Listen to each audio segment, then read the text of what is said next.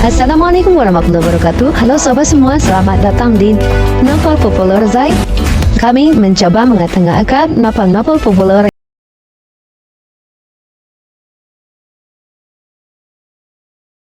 Bab 81. Kita mau kemana ini, Val? Feli masih menyetir mobilnya Farel. Feli masih tak bergeming, tak merespon pertanyaan Farel sama sekali, dan pandangannya pun kosong. Farel merasa kebingungan, seolah dia tidak dapat mengendalikan mobilnya. Farel merasa semakin ketakutan. Dia bingung, kenapa dia merasa tak terkendali seperti ini. Beberapa menit kemudian, mobil Farel telah sampai di dekat sebuah apartemen yang sudah terbengkalai. Feli, ngapain kita ke sini? Kamu mau ngapain? Farel semakin panik. Keringatnya mulai bercucuran. Karena dia merasa itu bukan Feli. Wajahnya berubah menjadi sera dan menyeringai. Tetapi berubah lagi. Farel menjadi gemetar. Feli turun dari mobil Farel, dan Farel pun dengan terpaksa mengikuti Feli. Padahal di hatinya ingin sekali menolak, namun tak bisa. Feli terus berjalan sambil memegangi pergelangan tangan Farel dan mau tak mau Farel pun mengikutinya. Ini apartemen kosong, Val. Jangan gael kamu. Mau ngapain kita ke sini? Farel semakin panik. Seolah memorinya teringat akan kejadian beberapa tahun silam. Saat Farel melakukan PMBNHN sadis itu. Farel adalah lelaki yang berhasil menghabisi nyawa Sera.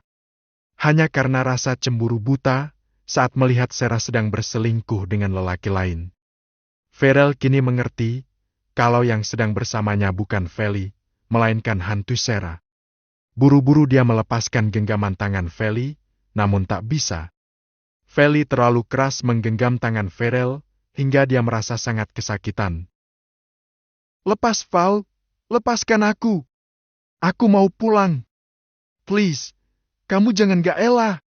Sadar, Feli, sadar. Farel berontak sebisa mungkin. Namun, karena Feli di bawah Sera, genggaman itu tak bisa dilepaskan. Feli terus menarik Farel, hingga kini mereka berdua sudah sampai di lantai atas, di dekat depan kamar Sera. Jantung Farel semakin berdetak kencang. Dia sudah pasrah atas apa yang akan diterimanya nanti. Karena dia yakin, kalau Sera pasti akan membalaskan dendamnya. Ceklek. Pintu pun terbuka dengan sendirinya. Dan Feli pun menarik Farel untuk masuk ke dalam ruangan yang sangat gelap dan hawanya terasa anyep sekali. Sesampainya di dalam, tubuh Farel pun dilemparkan ke lantai oleh Feli. Sampai akhirnya Farel pun terjerembab ke lantai. Badannya terasa sakit sekali. Saat wajahnya menoleh ke atas, betapa terkejutnya Farel yang kini berhadapan dengan sosok Sera yang tergantung di dekat plafon kamarnya.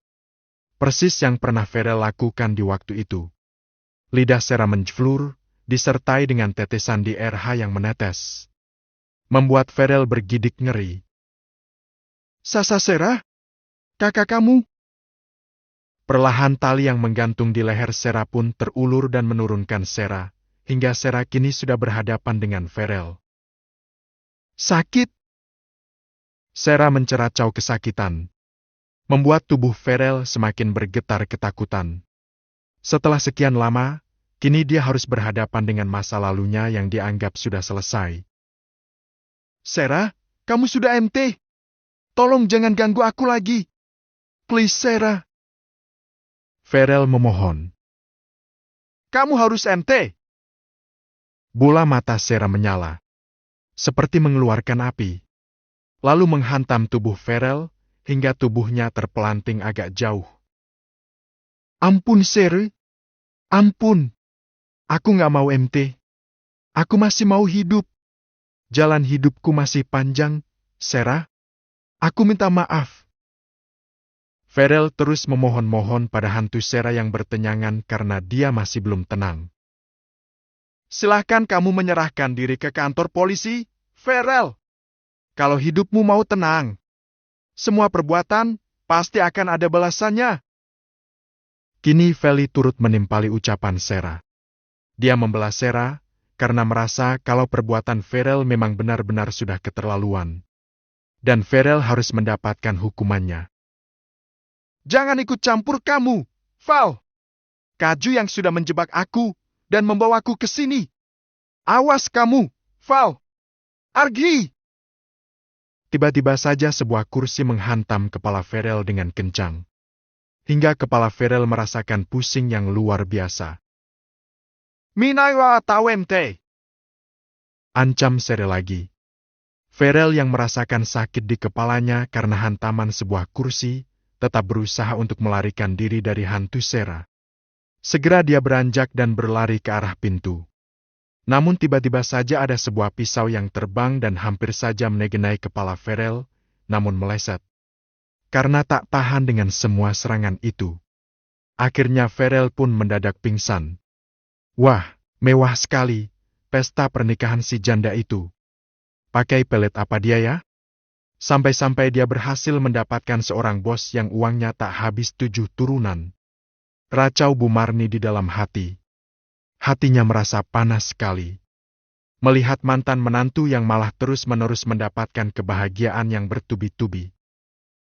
Ayo Bu Marni, kita salaman dulu sama pengantinnya. Lihat tuh, mantan menantumu cantik sekali. Padahal dia cuma seorang janda, tapi masih pangling seperti anak gadis sekali penampilannya. Rasti benar-benar sudah berubah total. Celetuk Bu Ira. Dan yang lainnya pun menyetujui ucapan Bu Ira. Alah, pangling apa sih? Karena makeup mahal aja. Makanya kelihatan cakep. Kalau nggak mau udah kendur semuanya kok. Sahut Bu Marni, yang merasa tak suka dengan pujian para tetangganya. Lalu, mereka semua kini berjalan menuju ke pelaminan untuk menyalami pengantin. Walau bagaimanapun, Bu Marni nampak gugup saat bertemu dengan mantan menantunya itu. Mengingat bagaimana perlakuannya di masa lalu pada menantunya. Karena gugup, Bu Marni terus-menerus mengelap wajahnya yang bercucuran keringat. Sehingga dia tak sadar kalau makeupnya sudah sedikit luntur. Para tetangga Bu Marni kini sedang menyalami Rasti dan juga Kenzo. Mereka tak henti-hentinya memuji penampilan Rasti yang begitu cantik dan Kenzo yang sangat ganteng sekali. Sampai pada akhirnya tibalah giliran Bu Marni yang menyalami Rasti dan Kenzo. Saat menyalami orang tua Rasti, Bu Marni malah melengos dan menyalami mereka dengan rasa malas. Selamat ya, Nak Kenzo. Semoga kamu gak menyesal ya, karena sudah menikahi bekasnya Dion. Jelas saja Kenzo dan Rasti langsung tersentak saat mendengar ucapan yang keluar dari mulut Bu Marni. Begitu juga dengan para tetangga yang berada di dekat Bu Marni. Memangnya kenapa harus menyesal, Bu? Justru saya merasa beruntung karena sudah mendapatkan perempuan yang cantik hati dan parasnya. Kenzo menjawab dengan santai. Sambil tangannya mengulurkan ke pinggang Rasti dan mencium pipi Rasti di depan Bu Marni. Ya, terserah sih. Saya kan cuma mengingatkan saja. Saya cuma kasihan sama kamu karena sudah kaya dan tampan namun mendapatkan yang bekas. Sinis Bu Marni yang tak puas selalu menghina Rasti. Bu Marni, gak usah menghina Rasti. Lihatlah putramu sendiri, malah dapat janda tua. Urus anakmu, jangan sirik dengan rejeki yang Rasti dapat. Ujar Bu Ratna membalas perkataan sengit Bu Marni. Bu Ratih yang mendengar mengusap dadanya. Mantan besannya selalu mencari keributan. Ada apa? Ini? Tanya Bu Zo yang menghampiri. Gak apa-apa mamanya Kenzo. Jawab Bu Marni merasa gugup. Ini loh, mantan mertuanya Rasti. Bilang Kenzo dapat bekas putranya, mulutnya juga bicara, gak pakai adab. Timpal Bu Ratna. Kenzo, kamu jangan pertahankan lagi putranya di perusahaan kita. Mama tidak mau ada seseorang yang mengusik Rasti. Ucap Bu Zoya. Oke, Ma. Sahut Kenzo.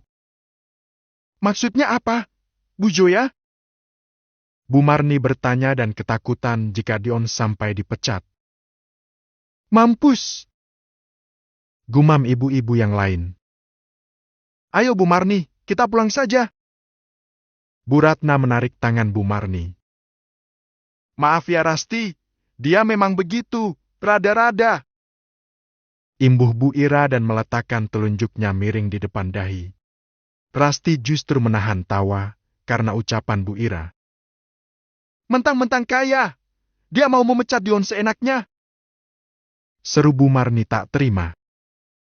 Makanya jangan berulah, harus sadar diri dong Bu Marni. Ucap Bu Ratna yang memarahinya. Mereka kini sudah menjauh dari panggung pelaminan itu. Benar, gak nyadar diri Bu Marni. Rasti mah janda bening, masih muda. Gak ada rugi suaminya dapatin dia. Yang parah tuh Rino anak Bu Marni. Dapat janda tua, pacaran hanya karena Siska banyak uang. Siska menggebrak meja, yang ternyata tidak jauh dari rombongan ibu-ibu arisan itu. Dia sangat tersinggung dengan ucapan Bu Ira. Dibilang janda tua. Sayang, panggil Rino ketika Siska meraih tasnya dan berniat pergi dari tempat itu.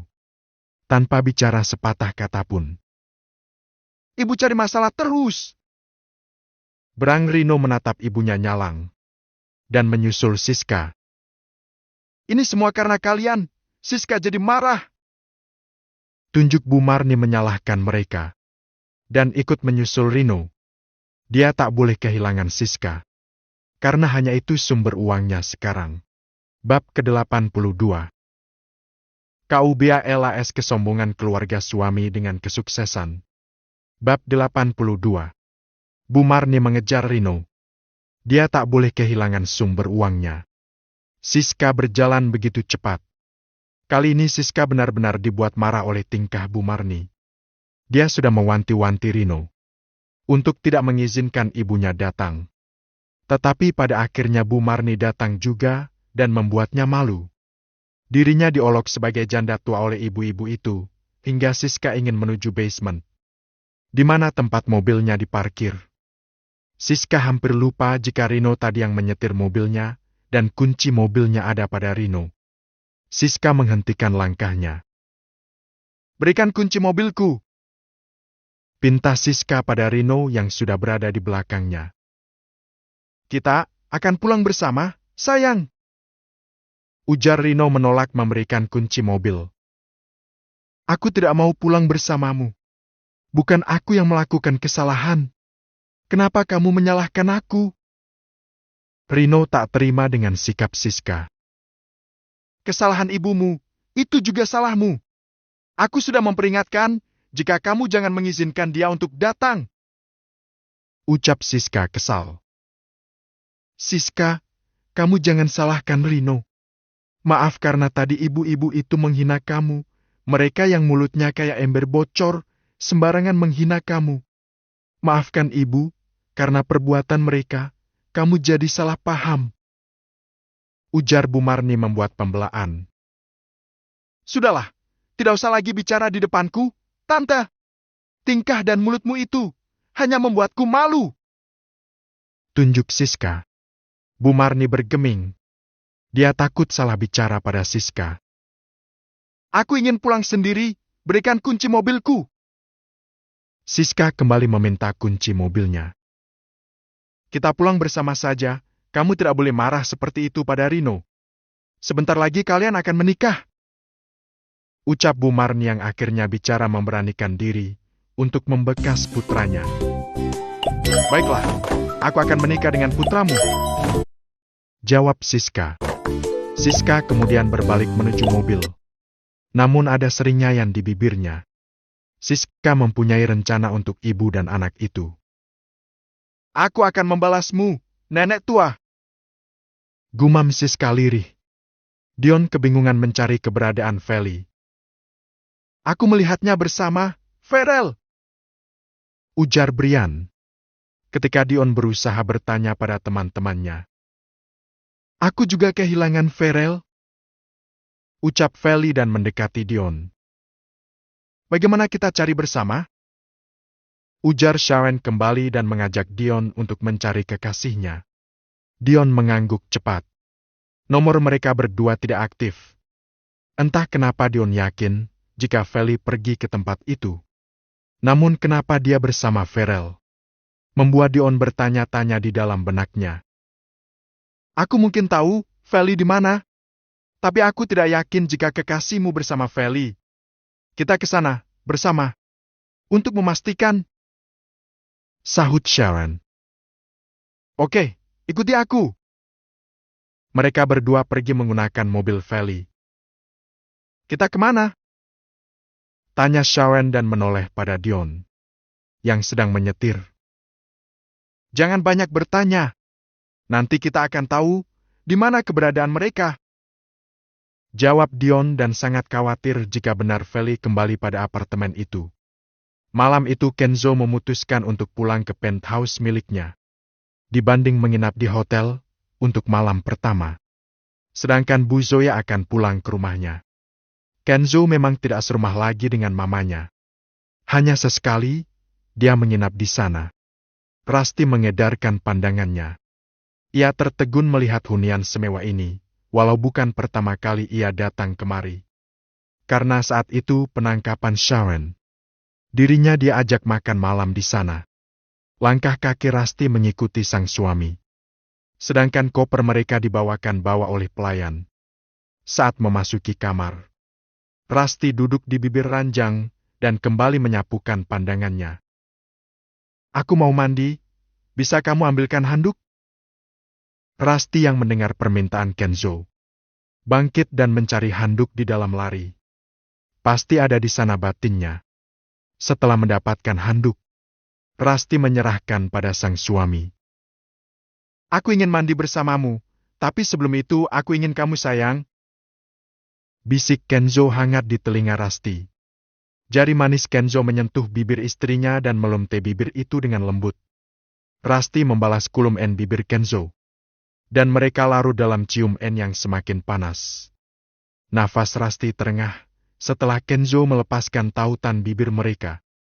Kenzo membawa tubuh Rusty menuju ranjang dan menyenderkan istrinya. Rusty merasakan jika tangan Kenzo mulai bermain di area sensitifnya dan larut semakin dalam. Aku menginginkanmu sayang, ujar Kenzo parau. Rusty melepaskan satu persatu kancing kemeja yang dikenakan oleh dan penyatuan itu terjadi. Kenzo mempercepat ritmenya karena dia hampir mencapai puncak itu. Kenzo, aku ingin meminta yang kedua kali di kamar mandi sayang. Tapi mas, belum selesai Rusty bicara. Namun Kenzo sudah menggendong tubuh istrinya. Rusty melingkarkan kedua. Hampir 3 jam mereka melakukan berulang kali. Dan Rusty merasa lelah melayani hasrat suaminya. Mas? Ucap Rusty ketika Kenzo meraih hair dryer di tangan Rusty. Aku tidak akan meminta lagi, aku ingin membantumu mengeringkan rambut.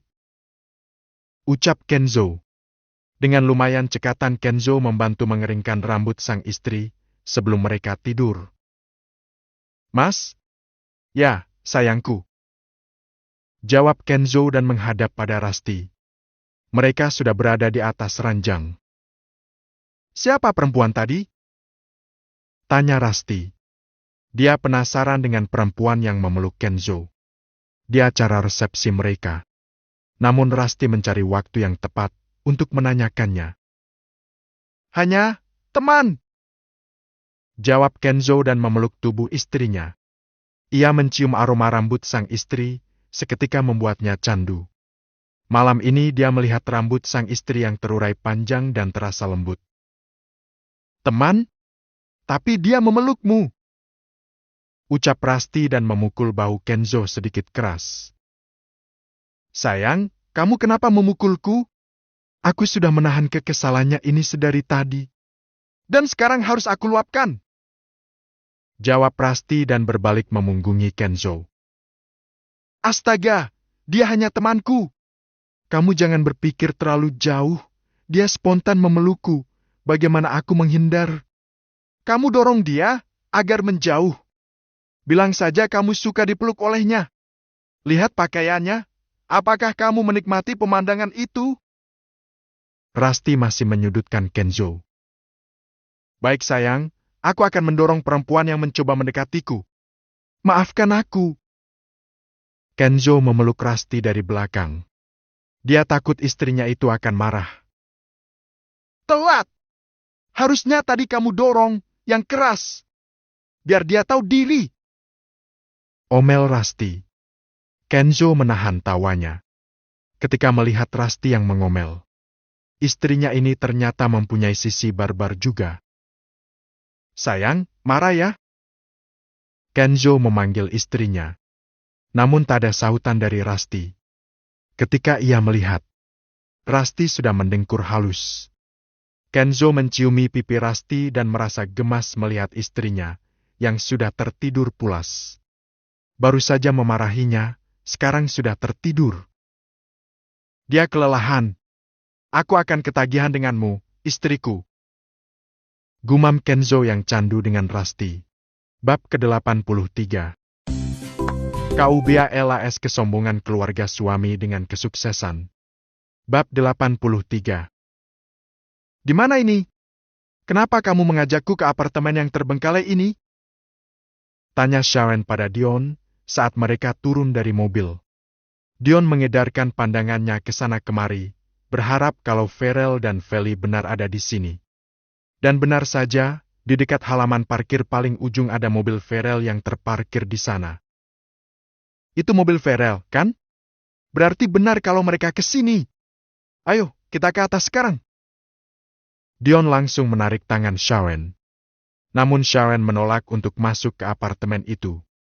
Dia merasa takut. Aku nggak mau ke sana. Aku takut. Mereka sedang apa di sana? Aneh sekali sih, si Farrell. Gerutu Sharon merasa kesal. Karena dia berpikir kalau Feli dan Farrell sedang berbuat sesuatu. Kekasihmu pasti sedang tidak baik-baik saja. Lebih baik kita selamatkan mereka. Ayo. Dion menarik tangan Sharon lagi. Dan akhirnya dengan langkah ragu, Sharon pun mengikuti langkahnya Dion. Baru beberapa langkah, sudah ada beberapa warga yang menghampirinya. Di situ ada Bukarin juga, serta Firda. Bukarin? Firda? Kenapa kalian kesini juga? Wajah Firda sangat ketus.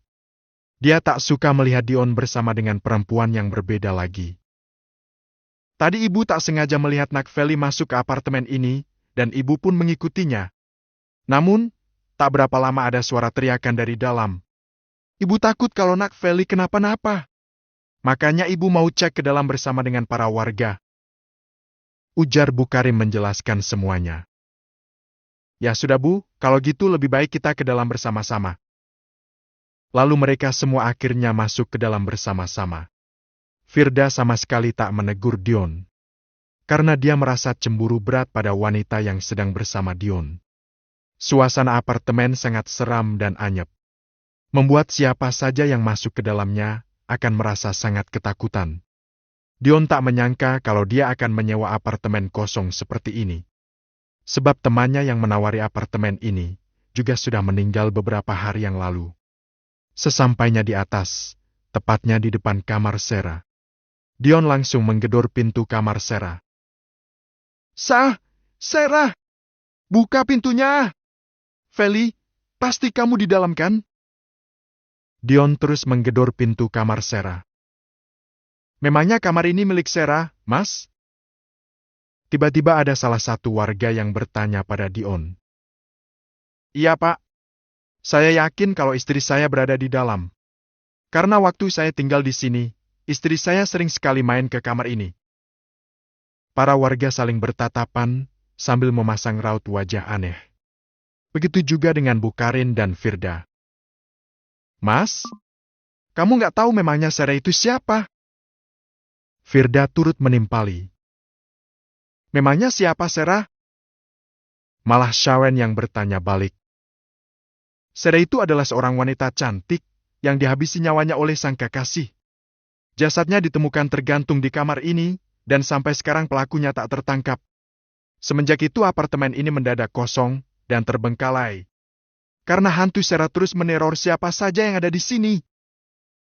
Sebisa mungkin Bukarin menjelaskan. meski jantungnya berdetak sangat kencang. Apalagi dia menceritakan ini semua tepat di depan kamar Sarah. Benar saja, tak lama pintu kamar Sarah pun terbuka. Beberapa warga langsung lari terbirit-birit meninggalkan apartemen. Yang lainnya ingin sekali ikut berlari, namun kaki mereka seolah tak bisa. Dan tinggallah Dion, Sharon, Bukarin, Firda, serta sesepuh di daerah sana yang masih bertahan. Kaki Dion memang sudah merasakan gemetar yang amat sangat. Tak dapat dipungkiri kalau dia juga merasakan takut yang luar biasa. Tapi dia benar-benar hanya ingin menyelamatkan Feli.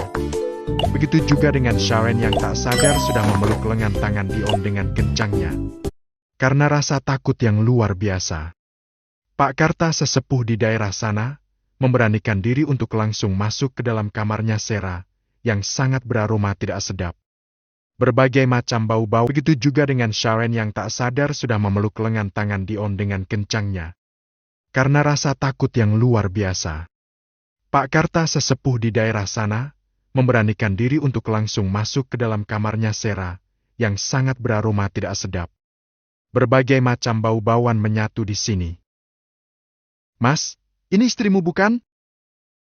Kau tegur Pak Karta, sambil membalikkan badan Feli yang awalnya dalam posisi tengkurap. Dion langsung menghampiri tubuh Feli. "Ya Allah, Feli!"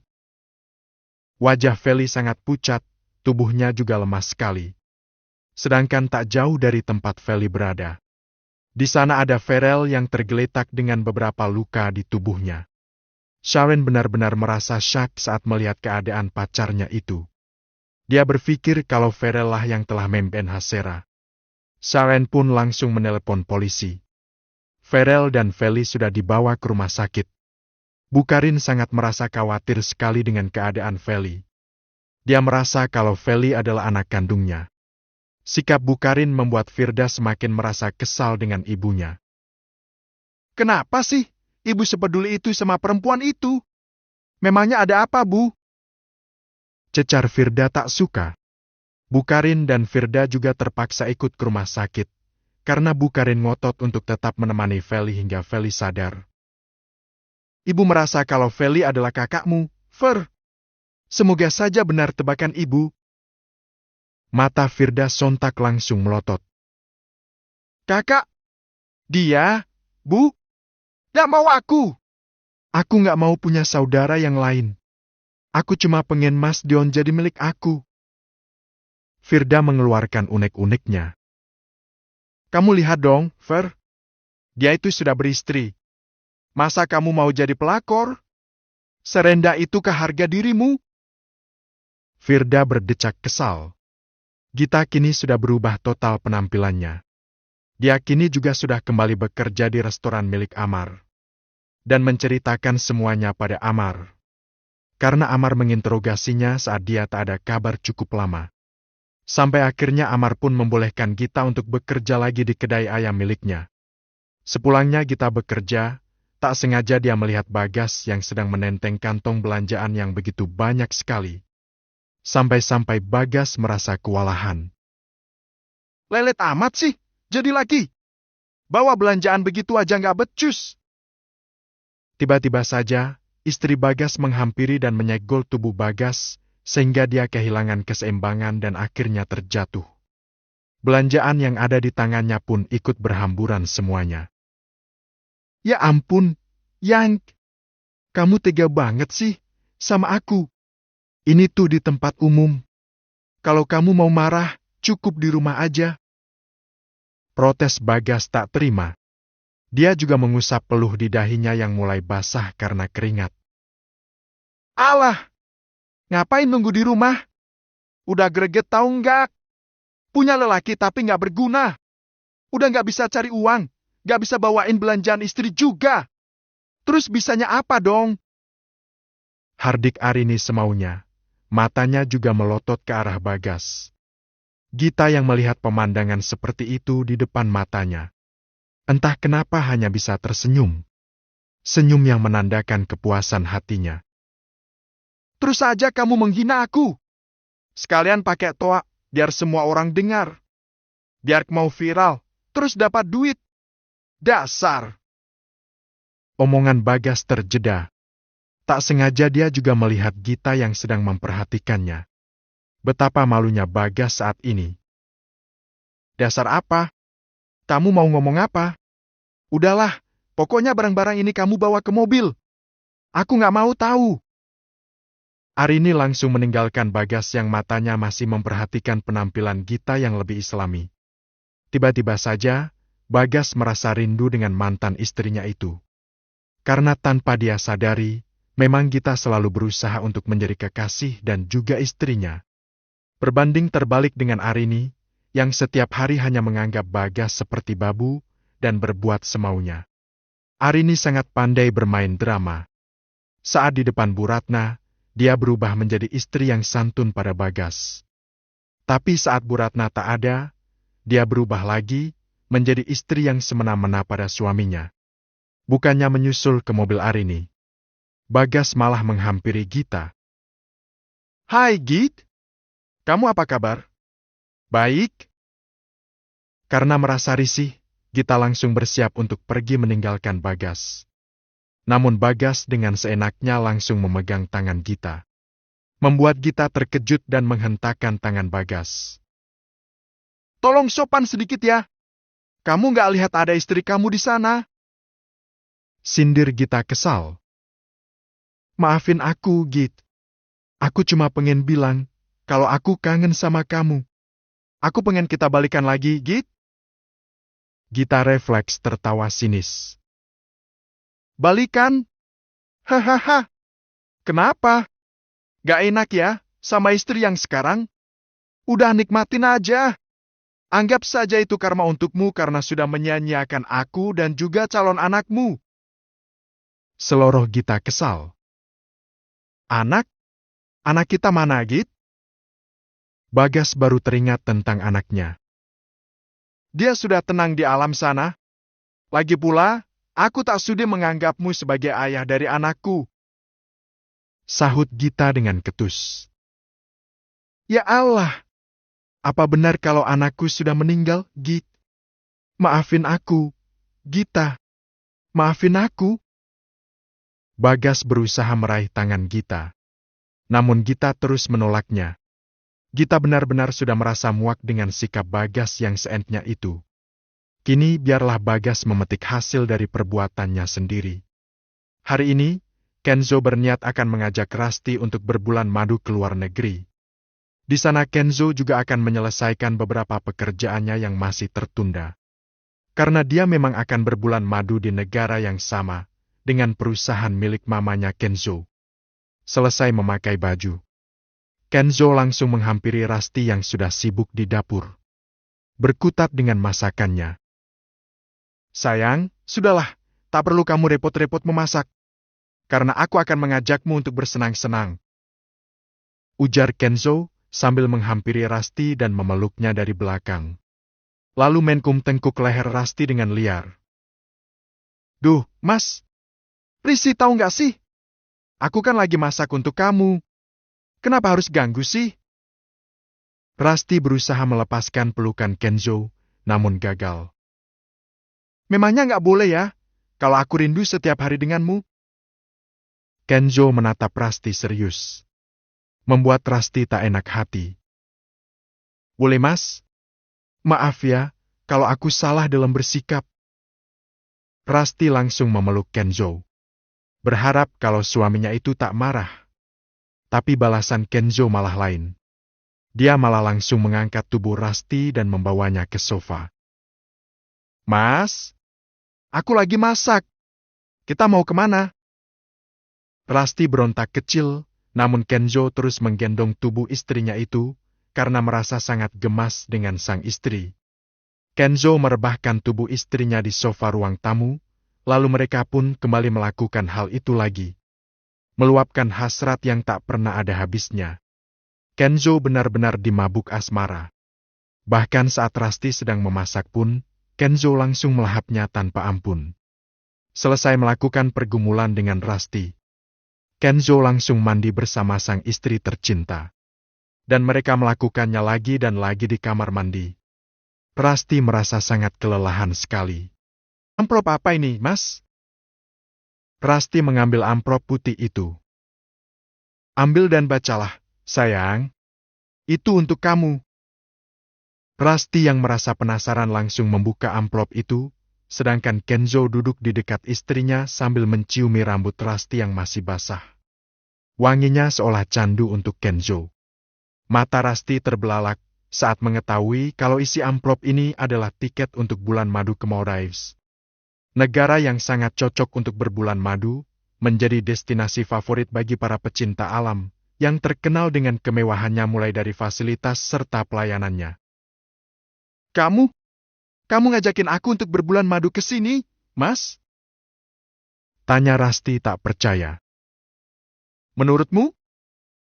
Kenzo malah menjaili Rasti. Serius, Mas? Mas aku bercanda, sayang. Kita akan berbulan madu ke sana. Aku ingin membuatmu bahagia tanpa cela. Ada apa? KUBALAS kesombongan keluarga suami dengan kesuksesan. Bab 84. Feli mengemasi semua pakaian yang ada di apartemen itu. Ferel akan mendapatkan hukumannya. Tapi sekarang dia masih dirawat karena kondisinya yang terluka kemarin. Jangan menangis, Sarah sudah tenang. Ucap Dion dan memeluk Feli dari belakang. Air mata Feli justru semakin bercucuran. Tangisannya semakin menjadi-jadi. Apa yang kamu harapkan lagi? Sadar, Val. Aku akan membawamu untuk diruqyah. Agar bersih dari hal mistis yang membuatmu terganggu selama ini. Ujar Dion dan mengajak Feli untuk duduk di bibir ranjang. Feli menyenderkan kepalanya pada dada bidang sang suami. Mas, kenapa kita tak tinggal di sini saja? Aku tidak masalah dengan Sarah. Val, dia itu bukan temanmu. Berhenti merengek hal yang tak mungkin aku wujudkan. Kita akan cari apartemen lain, walau sedikit mahal tidak apa. Yang terpenting, kita bisa hidup nyaman. Ucap Dion agar Feli berhenti meminta hal itu. Dion merasa sakit kepala selama tinggal di tempat itu. Semua yang terjadi di luar nalar, tapi itu yang mereka alami. Tentang Arvan pria yang menyapanya, juga tidak pernah terlihat lagi. Dion selalu terbayang pria misterius itu. Selama ini mereka hanya berinteraksi dengan tak kasat mata. Feli tersenyum dan melambaikan tangannya sebelum masuk ke dalam mobil. Dion sudah tak heran lagi dengan kelakuan istrinya. Tiba-tiba wajah Dion memucat. Sarah memperlihatkan wujudnya, wajah pucat, masih terlihat cantik. Hidung mancung, bibir mungil, dan mata yang sendu terlihat penuh kesedihan, rambutnya yang panjang berwarna hitam, tergerai. Menggunakan gaun merah hingga batas lutut. Persis seperti yang Feli ceritakan. Dion mengucek matanya, dan wujud Sarah menghilang. Aku sesekali akan datang. Ucap Feli dan masuk ke dalam mobil. Jangan pernah datang kemari.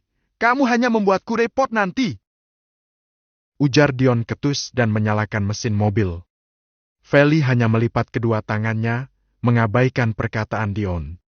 Mobil mereka melaju, meninggalkan apartemen itu, yang penuh dengan hal mistis, dan akan sulit mereka lupakan. Malam ini kamu akan menikah? Sahut Bu Marni ketika Rino memberitahu ibunya. Jika malam ini, dia akan melakukan ijab kabul. Untuk menikahi Siska. Kami akan menikah siri, Bu. Aku tidak mau lagi Siska berubah pikiran. Karena dia yang mengajak untuk menikah. Ujar Rino. Siska mendesak Rino untuk segera menikahinya. Namun Siri, dia tak mau menikah resmi. Rino, kamu rugi dong kalau nikah Siri. Harusnya minta nikah resmi. Jadi kalau kalian bercerai ada gonogininya. Kayak Dion itu, si Rasti nuntut gonogini. Jadi habiskan Dion dibuat mantan istrinya. Ujar Bu Marni. Dan merasa keberatan jika Rino menikah Siri. Gampang itu, Ibu jangan khawatir. Setelah menikah dengan Siska, aku akan meminta untuk dibelikan mobil dan juga properti. Aku akan membuat janda itu Bu kepayang. Ibu tidak usah meragukan putramu ini. Rino, kamu itu terlalu percaya diri. Lihatlah sikap Siska pada ibu. Dia bahkan tidak menyukai ibu sekarang. Apa kamu yakin dia itu bakal menuruti semua maumu? Ucap Bu Marni meragukan sang putra. Tenang Bu, aku tahu caranya untuk membujuk Siska. Beri dia ke Pu Aosan, Siska pasti akan memberikan semua untukku. Rino sangat yakin dengan ini. Baiklah, kita lihat saja. Semoga kamu bisa mengendalikan Siska, dan dia rela untuk memberikan apapun padamu. Ujar Bu Marni dan berkacak pinggang. Rino tersenyum miring. Dia sangat yakin dengan kemampuannya, memuaskan wanita dan Siska selalu memuji Rino di ranjang. Rasti diantar oleh Kenzo pagi itu ke rumah orang tuanya. Karena Kenzo ada meeting penting, dan ia sangat buru-buru. Jangan menghubungiku dulu sayang, hingga sore. Aku yang akan mengabari kamu nanti. Ujar Kenzo ketika membukakan pintu mobil untuk istrinya. Rasti keluar dari dalam mobil. Ia merasa aneh dengan ucapan Kenzo. Oke mas. Jawabnya tanpa banyak bertanya lagi. Walau merasa mengganjal. Kenzo mengecup pipi Rasti dan kembali melanjutkan perjalanan menuju kantor. Rasti tak sabar bertemu dengan Dela, yang ikut pulang pada malam itu bersama orang tuanya. Dela sendiri yang masih menolak untuk ikut ibunya. Karena dia sudah betah tinggal di sana dan mempunyai beberapa teman. Anak ibu! Ucap Rasti dan menghambur memeluk Dela yang sedang duduk menonton televisi. Dengan acara kartun favoritnya. Ibu! Seru Dela dan berbalik memeluk Rasti. Ibu kangen sayang. Berulang kali Rasti menciumi putrinya dengan gemas. Dela juga kangen ibu. Ucapnya. Sesekali kamu ikut ke rumah papa. Bersama ibu. Iya bu, nanti ya kalau libur sekolah minggu depan. Jawabnya. Mbak Rasti. Seorang perempuan menghampiri mereka. Dan diikuti Bu Ratih. Yuni? Ucap Rasti tersenyum melihat sepupunya ada di rumah ini. Kapan datang? Tanya Rasti. Semalam mbak, maaf ya aku telat datangnya. Bukan saat pernikahan, mbak. Ujar Yuni. Kemarin kerabat Rasti beberapa datang untuk menghadiri pernikahannya. Dan kemarin mereka sudah pulang ke kampung lagi. Gak apa-apa. Selamat menempuh hidup baru ya mbak. Semoga langgeng sama watil janah. Ujar Yuni dan mengulas senyum. Amin. Makasih ya, Yuni. Sahut Rasti. Mereka semua pun berbincang-bincang. Ternyata tujuan Yuni adalah ingin mencari pekerjaan di kota. Sementara Yuni, ibu minta tinggal di sini saja. Daripada ngekos. Kasian, dia itu perempuan dan baru datang di kota besar ini. Ibu harap kamu mengizinkan ya, Ras? Ujar Bu Ratih. Yuni juga sudah yatim piatu. Dan di kampung ikut budenya. Sekarang ingin merantau, karena tidak mau merepotkan. Iya Bu, aku izinkan. Kamu ingin bekerja di mana? Mungkin Mbak bisa bantu. Ucap Rasti. Apa aja Mbak, asal halal. Aku juga tak berpendidikan tinggi, bisanya kerja apa ya? Ucap Yuni. Gimana kalau di salon kamu, Ras? Saran Bu Ratih. Coba aku tanya ya, Bu, soalnya jika di salon harus mempunyai keahlian khusus. Apa kamu mau, Mbak daftarkan kursus agar bisa kerja di salon? Tanya Rasti pada Yuni. Nanti merepotkan, Mbak. Aku tidak mau. Jawab Yuni. Mbak pikirkan nanti, semoga ada yang cocok untukmu. Yuni mengangguk. Menjelang sore. Rasti tak kunjung mendapat kabar dari Kenzo. Ia ingin menghubungi duluan, tapi ingat pesan suaminya tadi. Bu, aku mau ayam goreng. Pinta Dela. Kita pesan, ya? Ibu pesan dulu di GoFood. Jawab Rasti dan mengambil ponselnya. Bu, gak mau. Aku mau ayam di kedai Om Amar. Kan gak ada Papa Kenzo. Kita bolehkan ke sana? Della menatap ibunya dengan wajah memelas. Mungkin dia rindu makan di kedai itu. Baiklah, sayang. Kita ke sana. Rasti tak tega menolak permintaan putrinya. Lagian Kenzo tak mungkin cemburu hanya membeli ayam. Pikir Rasti. Bayuni, ikut ya Del. Ucap Yuni yang ternyata berdiri di belakang Rasti. Boleh, ayo mbak. Della berjalan ke arah Yuni dan menarik tangan gadis itu, yang usianya masih 19 tahun. Tunggu ya, ibu ambil motor. Ujar Rasti. Mereka bertiga dengan mengendarai motor. Tiba di kedai ayam goreng Amar. Sudah lama Rasti tidak ke sana, ada perasaan canggung. Jika harus berjumpa dengan pria yang pernah terang-terangan menyatakan cinta padanya. Della! Sapa Gita melihat kedatangan mereka. Namun Della langsung menuju Rasti dan memeluk ibunya. Gita tertegun dengan sikap Della. Karena keponakannya itu pasti takut padanya. Dia tak pernah memberikan kesan baik pada Della. Sayang, jangan begitu. Tante Gita, baik. Ujar Rasti. Agar Della tidak takut. Della, Tante udah gak galak kok. Kamu kesini mau pesan ayam ya? Iya, Tante. Jawab Della dan mulai tersenyum pada Gita. Karena Gita juga sangat ramah padanya. Silakan duduk, dulu cantik. Ujar Gita. Mereka bertiga mencari tempat yang masih kosong. Rasti memesan 3 porsi dan memutuskan untuk makan di sana. Della, apa kabar? Sosok Amar muncul menghampiri mereka. Dia mendekat karena melihat Della. Baik Om, kamu udah lama nggak beli di sini.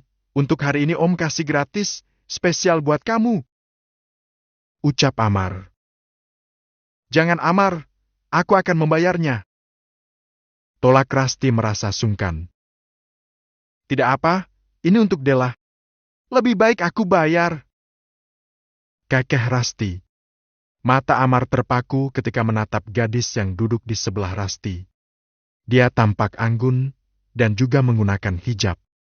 Yuni tersipu, ia menunduk malu. Karena ditatap lekat seperti itu. Oleh pria setampan Amar. Mencari tahu. Kaubia LAS kesombongan keluarga suami dengan kesuksesan. Pov Rasti Amanda. Adikmu? Tanya Amar padaku. Sebelumnya Amar belum pernah melihat gadis yang bersamaku. Dan setahu Amar, aku tak mempunyai saudara kandung, tapi dia penasaran dan ingin berkenalan dengan Yuni. Sepupuku, namanya Yuni. Jawabku. Dari tatapannya, Amar seperti terpesona dengan Yuni. Jika benar, syukurlah. Dia tidak akan lagi mengusikku. Pantas saja tidak pernah melihatnya. Ujar Amar dan masih mencuri pandang pada Yuni. Aku menoleh. Yuni semakin tersipu malu karena tatapan Amar padanya. Dia baru datang kemarin, ingin mencari pekerjaan di kota. Jelasku. Benarkah? Apakah sudah dapat pekerjaan? Amar mulai tertarik dan duduk di kursi yang berhadapan dengan kami. Belum, karena saya tidak berpendidikan tinggi. Jadi susah mencari pekerjaan. Jawab Yuni. Sepupuku memang tak berpendidikan tinggi. Karena orang tuanya sudah tiada semenjak ia kecil. Kamu bisa bekerja di sini, jika mau. Ujar Amar menawarkan pekerjaan pada Yuni. Yuni tersenyum dan melempar pandangan padaku, seakan meminta persetujuan. Jika kamu mau, terimalah tawaran Pak Amar. Ujarku pada Yuni. Saya sangat mau Pak, kerja apa saja. Penting halal. Ujar Yuni. Dirinya senang mendapatkan pekerjaan di situ. Dan Amar sendiri yang menawarkan padanya.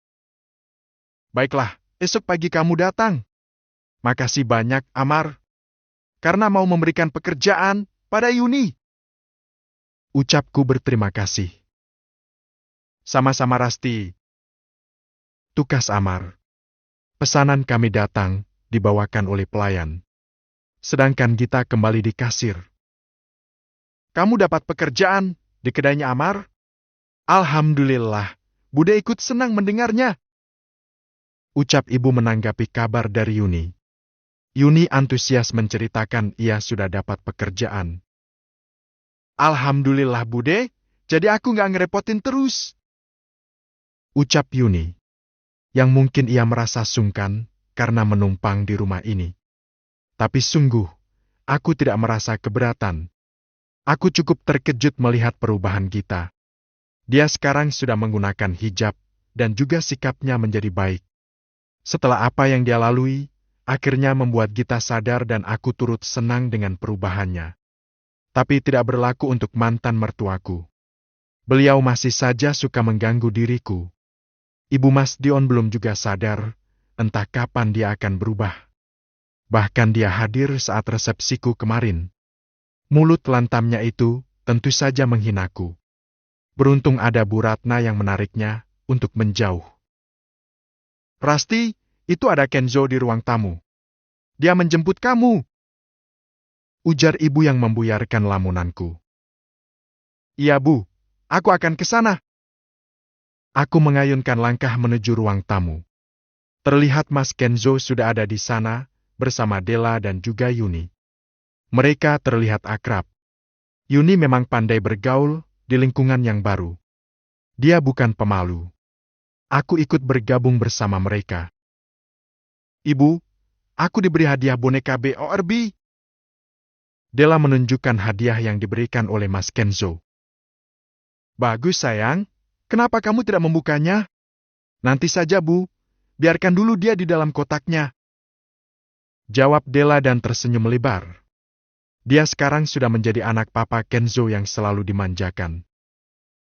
Papa akan belikan yang lebih banyak lagi untukmu, agar koleksimu lengkap. Ujar Mas Kenzo yang semakin menjadi. Mas? Aku menegurnya. Takut jika Della menjadi terlalu manja. Tidak apa, sesekali. Jawabnya dan mengusap tanganku. Terima kasih ya Papa, tapi Della juga nggak mau banyak-banyak. Ini juga cukup. Ujar Della. Syukurlah putriku tidak terlena dengan kesenangan semata. Kamu minta apapun, bilang pada Papa. Mas Kenzo memeluk Della. Ia mengusap pucuk rambut Della dengan gemas. Mereka terlihat seperti anak dan ayah kandung, sedangkan Mas Dion tidak pernah menghujani Della dengan kasih sayang seperti ini. Aku bersyukur mendapatkan Mas Kenzo menjadi suami yang bisa menerima putriku. Beruntung banget Mbak Rasti, dapat suami yang baik dan sayang sama Della. Ujar Yuni membuatku dan Mas Kenzo saling menatap.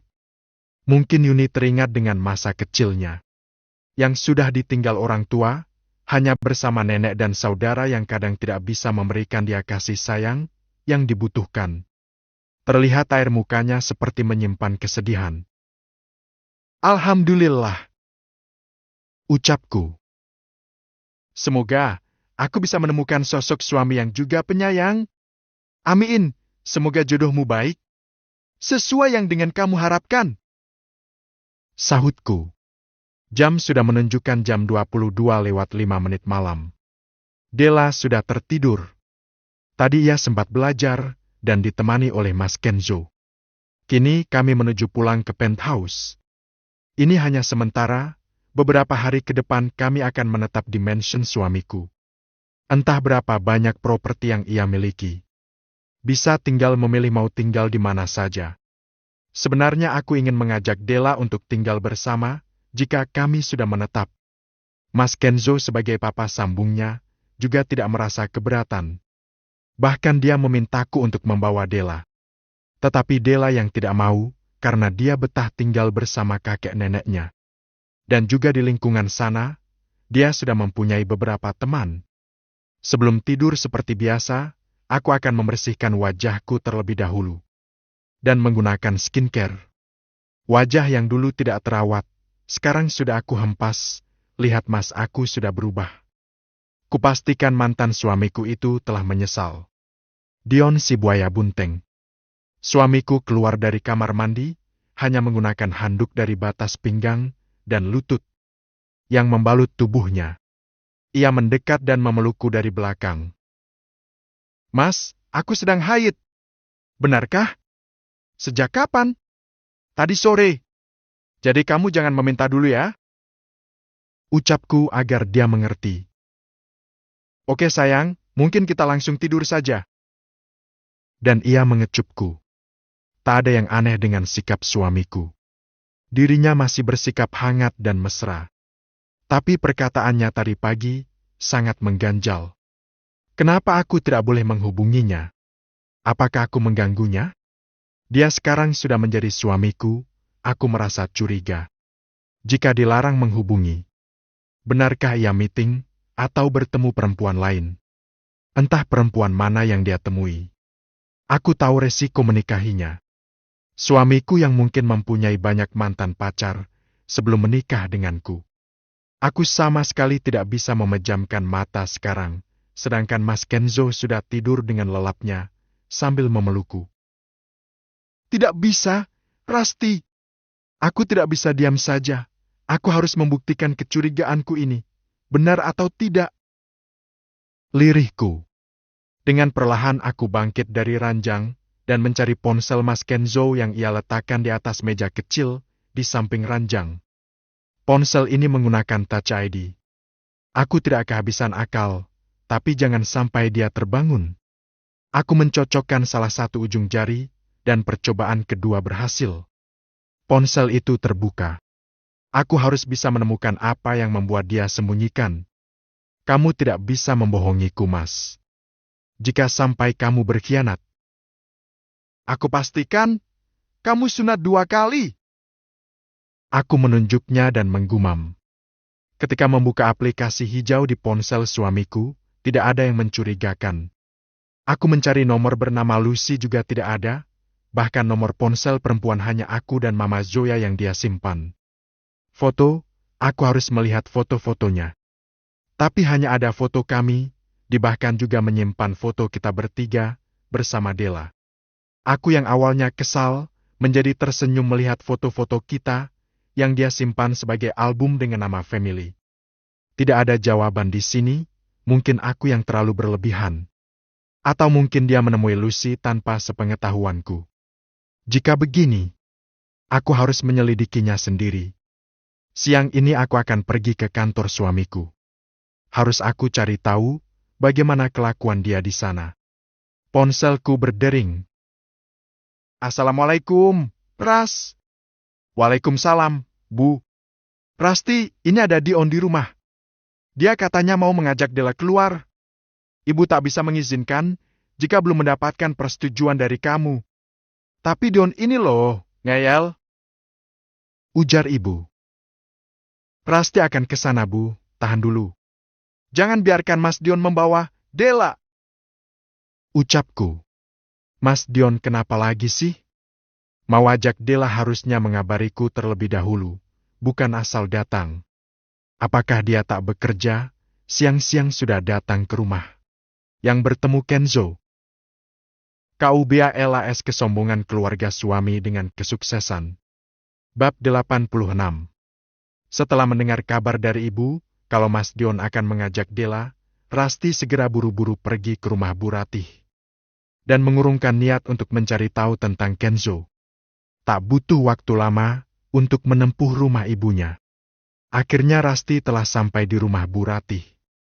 Dan melihat sebuah motor yang terparkir di halaman rumah. Apa Mas Dion sudah tak memiliki mobil? Sampai-sampai kini dia harus mengendarai motor. Rasti menggumam. Mas Dion, ngapain kamu ke sini? Tak memberitahuku lebih dulu. Cecar Rasti tak sabar. Dion terkejut dengan kedatangan Rasti yang tiba-tiba, dia pun langsung tersenyum gusar. Maaf Ras, tapi aku hanya rindu dengan Della. Aku kan ayahnya. Kenapa aku tak dibolehkan bertemu dengan Della? Rasti berdecak kesal. Aku nggak ngelarang kamu, Mas. Tapi seharusnya kamu izin dulu sama aku. Gak asal langsung datang seperti ini. Cecar Rasti. Oke, aku salah. Mana Della sekarang? Aku sudah sangat merindukannya. Bola mata Dion mencari-cari ke seluruh ruangan rumah Rasti. Di dalam hati, Dion sangat mengagumi dekorasi rumah Rasti yang begitu mewah dan elegan. Della sedang tidur. Lebih baik besok-besok saja, kamu mengajak Della. Raut wajah Dion menahan kesal. Karena Rasti tak memperbolehkannya untuk membawa Della. Kenapa kamu terlalu mempersulit aku untuk bertemu dengan Della sih? Padahal aku itu bapak kandungnya loh, dan gak mungkin aku akan mencelakai Della atau melakukan hal-hal apapun. Protes Dion tak suka. Bukan gitu mas, tapi sekarang memang Della sedang tidur, dan dia juga pasti tidak mau kalau mendadak seperti ini. Lebih baik next time deh, kamu akan aku izinkan untuk membawa Della bermain. Dion berdecak sebal. Sampai akhirnya Dion pun menyerah.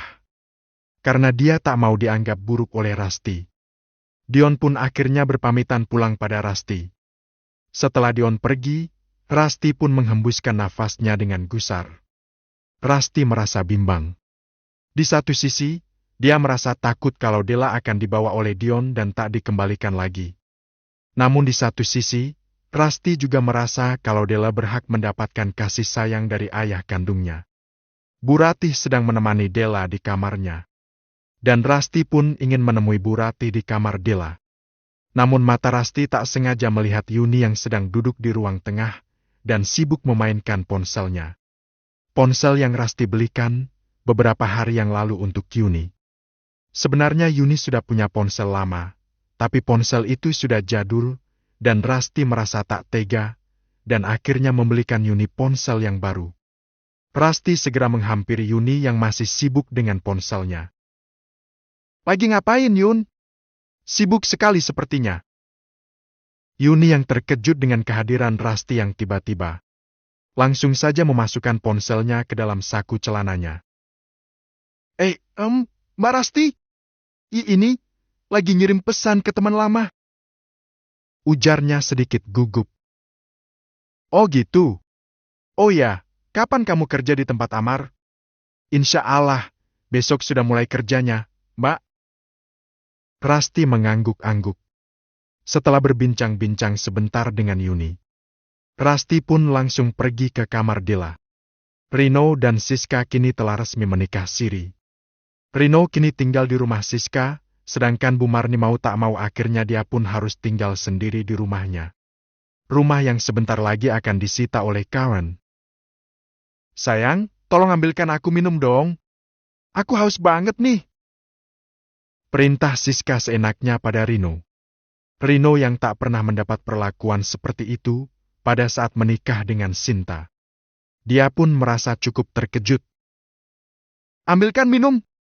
Seharusnya kamu dong sayang, yang mengambilkan aku minuman. Kan memang sudah tugasnya seorang istri. Rino menolak sehalus mungkin. Karena dia memang tak pernah melakukan hal itu sebelumnya. Ya ampun, sayang. Kamu malas sekali sih. Masa gitu aja harus bawa-bawa tugas seorang istri?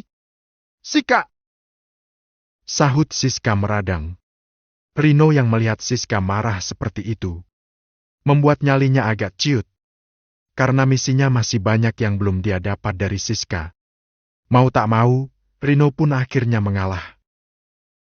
Iya sayang, aku ambilin minum untuk kamu ya. Rino segera pergi ke dapur untuk mengambilkan Siska minuman. Dert, tiba-tiba ponsel Siska berdering. Dan dia cukup terkejut saat tahu kalau suaminya yang menelepon. Haha, halo, Pah. Ada apa? Jawab Siska gugup. Sorot matanya terus memandangi daun pintu. Takut kalau Rino akan datang dan mengetahui rahasianya. Siska memang belum berpisah dengan suami sirinya. Sang suami memang sedang bertugas keluar kota dan dalam jangka waktu cukup lama. Mereka hanya bertemu beberapa kali saja dalam setahun. Karena memang Siska hanya sebagai istri kedua. Siska juga pernah mendengar kabar kalau suaminya sudah menikah lagi dengan seorang perempuan di luar kota, dan membuat Siska merasa sangat kesal dan sakit hati. Namun tak bisa berbuat apa-apa, karena semua kekayaan ini adalah milik suaminya. Aku mau pulang ke rumah kamu. Jangan lupa dandan yang cantik ya. Sontak saja Siska langaung syak dan kalang kabut, karena dia baru saja melaksanakan pernikahan dengan Rino, dan belum melaksanakan malam pertama. Kapan? Bukan malam ini, kan? Mungkin 3 hari lagi. Aku sudah sangat rindu denganmu, sayang. Siska menelan salivanya dengan susah payah. Bingung dengan semua keadaan yang serba mendadak ini. Oh, oke. Panggilan pun diakhiri oleh Siska, karena Rino sudah datang. Jantung Siska berdebar sangat kencang. Namun, sebisa mungkin Siska bersikap biasa-biasa saja di depan Rino. Ayolah, Ken.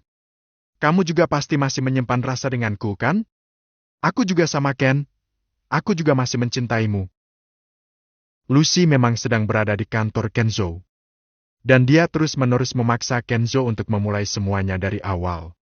Lucy adalah wanita di masa lalu Kenzo. Kenzo juga sempat memberikan angin segar pada Lucy tentang sebuah hubungan yang lebih serius lagi. Tapi entah kenapa, Kenzo malah jadi berubah pikiran setelah dia bertemu dengan Rusty dan memutuskan komunikasinya dengan Lucy. Mereka memang tak ada ikatan apa-apa. Jadi, sangat mudah bagi Kenzo untuk meninggalkannya. Maaf, Luz. Aku sudah beristri dan aku sangat mencintai Rusty. Aku tak ingin menyakiti hati wanita itu sedikit pun. Lucy melengos saat Kenzo berkata seperti itu. Cuy! Sejak kapan kamu jadi senaif ini, Ken? Kamu dulu memberikanku harapan. Sampai kamu sendiri yang memutuskan komunikasi sepihak denganku, hanya karena janda murhaan itu. Lalu kamu malah menikahinya. Cerca Lucy murka. Dia tak terima dengan penolakan. Tutup mulutmu, Luz. Aku tak suka kalau kamu menghina istriku seenaknya. Dia adalah wanita terhormat.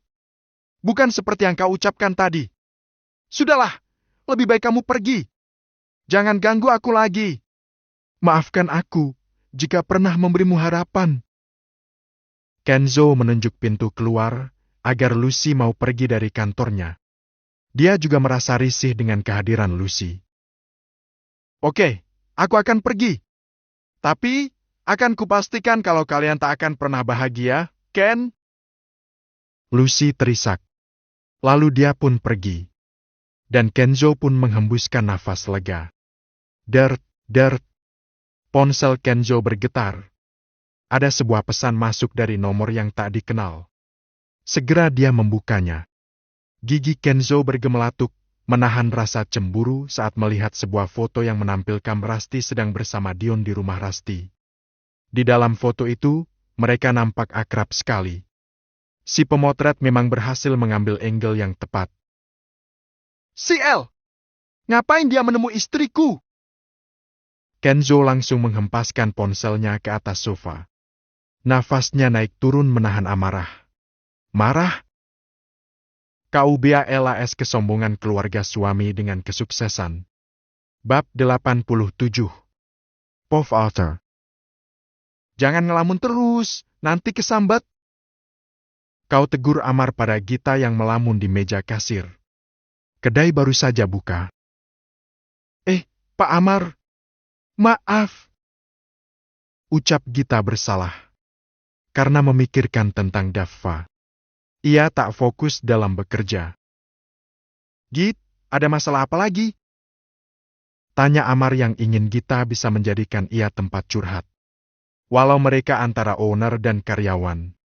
Amar memang humble pada semua karyawannya. Tidak Pak, Amar. Aku tak ada masalah. Jawab Gita. Sebenarnya Gita sedang memikirkan tentang Daffa. Yang akan melamar calon istrinya esok malam. Calon istrinya bernama Estrid. Seorang dokter. Bu Salamah mengundang Gita untuk menyaksikan acara lamaran itu. Dan ia tak bisa menolak, walau merasa cemburu. Gita sempat menyukai Dava dan kagum dengan pria itu. Tapi dia sadar jika dia bukanlah wanita yang pantas dan harusnya sadar diri. Dava itu tidak mungkin menyukai dia, sedangkan calon istrinya saja seorang dokter. Karena itu Gita tak mengungkap perasaannya pada Dava. "Yuni, akhirnya kamu datang juga," ujar Amar semeringah melihat gadis itu, yang untuk pertama kali akan bekerja di kedai ayam goreng miliknya. "Pak Amar, maaf. Aku datangnya telat," ucap Yuni. Tinggi. "Tidak masalah, tapi lain kali kamu datang tepat waktu ya, agar tidak terjadi salah paham sesama karyawan di sini. Itu Diana, dia akan menjelaskan apa saja pekerjaanmu di sini," ujar Amar dan menunjuk Diana. "Baik, Pak," jawab Yuni. "Kalau begitu, saya pergi ke dapur dulu. Ingin mengecek di sana." Tukas Amar kemudian berlalu. Gita tersenyum ramah pada Yuni. Mereka kemarin sudah bertemu ketika Rasti mengajak sepupunya itu makan di sana. Namun Yuni justru melengos sinis. "Astaga, aku kira dia baik, kenapa dia sinis begitu menatapku?" Gumam Gita yang tidak menyangka jika akan mendapatkan respon menjengkelkan dari Yuni. Selama bekerja, mata Gita tak lepas memperhatikan gerak-gerik Yuni. Dia seperti cari perhatian di depan Amar. "Pak Amar, apa saya jelek ya karena tidak bisa make up?" Tiba-tiba Yuni bertanya dan mendekati Amar yang sedang duduk di dekat meja kasir. "Tidak," jawab Amar. "Iya Pak, saya juga nggak bisa dandan. Maklum saya tuh tinggal di kampung dulu. Cuma tahu lipstik doang." "Lipstik? Itu wajahmu pakai bedak kok, dempul lagi," cicit Gita karena memang Yuni tak bisa menyembunyikan riasannya itu. "Sok mau dibilang natural," gumam Gita dan tidak suka melihat sikap Yuni. Amar justru menatap Gita. Mereka seperti mempunyai pikiran yang sama. Tentang Yuni. Sore itu Bu Marni ikut dengan Bu Ratna untuk berbelanja karena beberapa hari lagi Bu Ratna akan mengadakan acara ulang tahun putrinya. Bu Marni mendesak Bu Ratna untuk mengajaknya. Karena dia merasa bosan dan kesepian.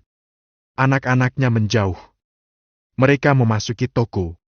Mata Bu Marni menangkap Sinta, yang sedang menyusun barang. "Sinta, kamu kerja di sini?" tanya Bu Marni dan tertawa seperti meledek pekerjaan mantan menantunya. Sinta yang melihat mantan mertuanya, memutar bola mata malas. "Iya Bu, aku harus kerja karena anakmu yang pengangguran itu tidak mau memberi nafkah untuk anak-anaknya. Vino dan Fanny mau makan apa? Jika aku hanya berdiam diri di rumah," ujar Sinta, dan kembali melakukan pekerjaannya. "Kenapa kamu menyalahkan Rino? Kalian itu sudah bercerai. Kamu sendiri kan yang membuat ulah. Ya bagus dong kalau kamu itu bekerja. Biar kamu tahu, capek mencari uang. Bukan tahunya hanya meminta saja," ucap Bu Marni sinis. "Toko ini lengkap ya?" ujar Bu Ratna yang diberitahu oleh temannya tentang toko itu, dan harganya bisa dapat lebih murah karena menjual grosir. "Ya, toko ini yang dijual pun lengkap. Ini toko milik Rasti," ujar Sinta memberitahu. "Milik Rasti?" sahut Bu Ratna dan merasa kagum. "Rasti itu sekarang sudah sukses. Dia yang punya toko ini. Aku diberi pekerjaan oleh dia," ujar Sinta. "Halah, pandai kali si Rasti itu, baru menikah dengan orang kaya sudah minta dibuatkan toko. Seperti ini. Ibu tahu isi otak Rasti bagaimana. Dia pasti hanya memanfaatkan suaminya saja." Cicit Bu Marni syok dan merasa panas menerima kenyataan. Mantan ibu mertua. Gak usah berpikir buruk ya tentang Rasti. Dia itu membuka toko ini menggunakan modalnya sendiri. Sebelum dia menikah dengan Kenzo, pasti ibu sirikan dan tidak suka dengan kesuksesan Rasti sekarang, ha? Ucap Siska dan mengangkat keranjang yang sudah kosong. Kenapa kamu sepertinya sangat bahagia dengan kesuksesan, Rasti? Bukannya kamu dulu membenci Rasti, dasar penjilat karena dia membantumu kan? Kamu baik-baikin si Rasti itu. Bu Marni terus menyudutkan Sinta. Aku bukan penjilat. Aku mau bekerja, dan memang Rasti itu baik. Aku memang dulu salah, telah memperlakukan dia seperti itu. Harusnya ibu juga minta maaf pada Rasti, agar hidup ibu itu membaik dan tidak penuh dengan masalah terus-menerus. Ujar Sinta dan meninggalkan Bu Marni. Benar tuh yang dikatakan Sinta. Bu Marni jangan lagi jahat pada Rasti. Ya udahlah kelamaan ngobrol. Kapan saya mau belanjanya? Ucap Bu Ratna. Tak sudi aku minta maaf padanya. Ucap Bu Marni dan mencebik. Pof Rasti. Pintu kamar terbuka. Suamiku baru pulang dari kantor, hingga malam begini. Tumben Mas Kenzo pulang lambat. Mas, aku buatkan kopi? Tawarku dan mendekatinya. Aku tidak mau. Jawabnya datar. Kenapa dia sangat dingin malam ini? Mungkin kelelahan. Aku siapkan makanan? Aku sudah makan. Aku cuma mau kamu, sayang. Sikapnya yang tadi dingin, justru kini menarikku menuju ranjang dan posisiku menindihnya. Aku menurunkan tubuhku dan berbaring di selebah suamiku. Ia mengernyitkan dahi dan menatapku lekat. Mas Kenzo mendekat wajahnya dan kami bertemu pandangan. Katakan padaku, apa yang dilakukan Dion? Dia ingin mengajak Della untuk keluar dan menghabiskan waktu bersama Della. Kamu tidak izinkan? Tadi Della tidur, Mas. Mungkin besok dia akan datang lagi. Untuk mengajak Della, apakah kamu keberatan? Ujarku menjelaskan. Tadi ketika Mas Dion datang ke rumah, aku mengabarkan pada suamiku. Agar tidak salah paham. Tapi, bagaimanapun, Della adalah putrinya. Apakah kamu melarang Della untuk bersama dengan ayahnya? Aku memberanikan diri untuk menanyakan tentang ini. Tidak sayang, jika Dion bisa bersikap baik dan bisa menjamin keselamatan Della, aku tidak mau memutus sebuah hubungan anak dan ayah kandung. Jawabnya. Terima kasih, Mas. Aku memeluk suamiku. Syukurlah dia mau mengerti dan tidak egois. Tapi satu hal, kamu jangan dekat dengan Dion. Dekat, maksudmu? Aku tak mengerti. Apakah dia merayumu dan memintamu untuk kembali? Tidak, Mas Dion tidak ada merayuku. Kamu jangan salah paham, dia itu sudah punya istri dan aku juga sudah punya suami. Dia tidak akan berani mengusik rumah tangga kita. Ucapku. Sepertinya suamiku cemburu dengan pertemuanku dengan mantan suami. Oke sayang, aku percaya padamu. Kamu hanya milikku, jika dia bernai mengganggumu. Aku pastikan, hidup dia tak akan tenang. Mas Kenzo semakin mendekat dan melumte bibirku dengan lembut. Dia pria yang bersikap manis di saat berdua, dan bisa membuatku merasa nyaman. Apakah masih lama? Mas Kenzo bertanya dan melepaskan ciumannya. Sabar, Mas. Mungkin 5 hari lagi. Kamu tidak sabaran. Ucapku dan meledeknya. Aku akan sabar. Sayang, bersiaplah. Lusa kita akan ke Maldives untuk honeymoon. Kali ini kita pergi berdua, nanti ketika Della liburan sekolah, kita ajak dia juga untuk pergi bertiga. Makasih Mas, untuk hadiah bulan madunya. Aku tidak pernah menyangka akan pergi ke tempat seindah itu. Ujarku dan terharu. Sikapnya yang hangat membuatku selalu luluh dengan suamiku. Kamu sekarang istriku. Apapun yang kamu mau, pasti akan aku berikan. Aku ingin kamu segera hamil, Kenzo Junior tumbuh di dalam rahimmu. Dan kemudian Mas Kenzo mengecup pipiku. Wajahku memanas, karena tersipu merasakan sikapnya yang manis ini. Mengungkap. KUBALAS kesombongan keluarga suami dengan kesuksesan. Bab 88. Hari sudah malam, dan restoran Amar sedang bersiap untuk tutup. Gita dan para karyawan lainnya masih sibuk membereskan semua pekerjaan yang belum selesai. Sedangkan Yuni malah sibuk dengan ponselnya. Amar sebenarnya ingin menegur Yuni, namun dia masih memperhatikan sikap Yuni yang seperti itu. Kalau semakin seenaknya, mungkin Amar akan terpaksa memecat Yuni. Gita? Gita menoleh saat Amar memanggilnya. Segera Gita menghampiri Amar. Iya, Pak. Ada apa ya, Pak? Coba kau tegur si Yuni. Sedang apa dia? Setelah itu coba suruh dia membersihkan peralatan yang belum bersih di belakang. Terpaksa Amar menyuruh Gita untuk menegur Yuni. Baik, Pak. Gita pun segera ke sana dan menghampiri Yuni yang masih sibuk dengan ponselnya. Dia juga terkadang tertawa cekikikan sendiri. Karena posisi Yuni yang sedang duduk di dekat bangku pengunjung dan membelakangi Gita. Jadi Yuni tak tahu kalau Gita sudah mau sampai di dekatnya. Yuni terlalu asyik memainkan ponselnya sampai dia tak sadar kalau Gita sudah ada di belakangnya. Tak disangka, Gita melihat Yuni mengirimkan foto Dion dan Rasti pada seseorang, namun Gita tak bisa melihat jelas. Itu kan fotonya Mas Dion dan Mbak Rasti. Kenapa dia bisa punya foto mereka berdua? Dia mau kirim kemana ya? Gumam Gita dalam hati. Hayo, lagi ngapain? Sibuk sekali sepertinya.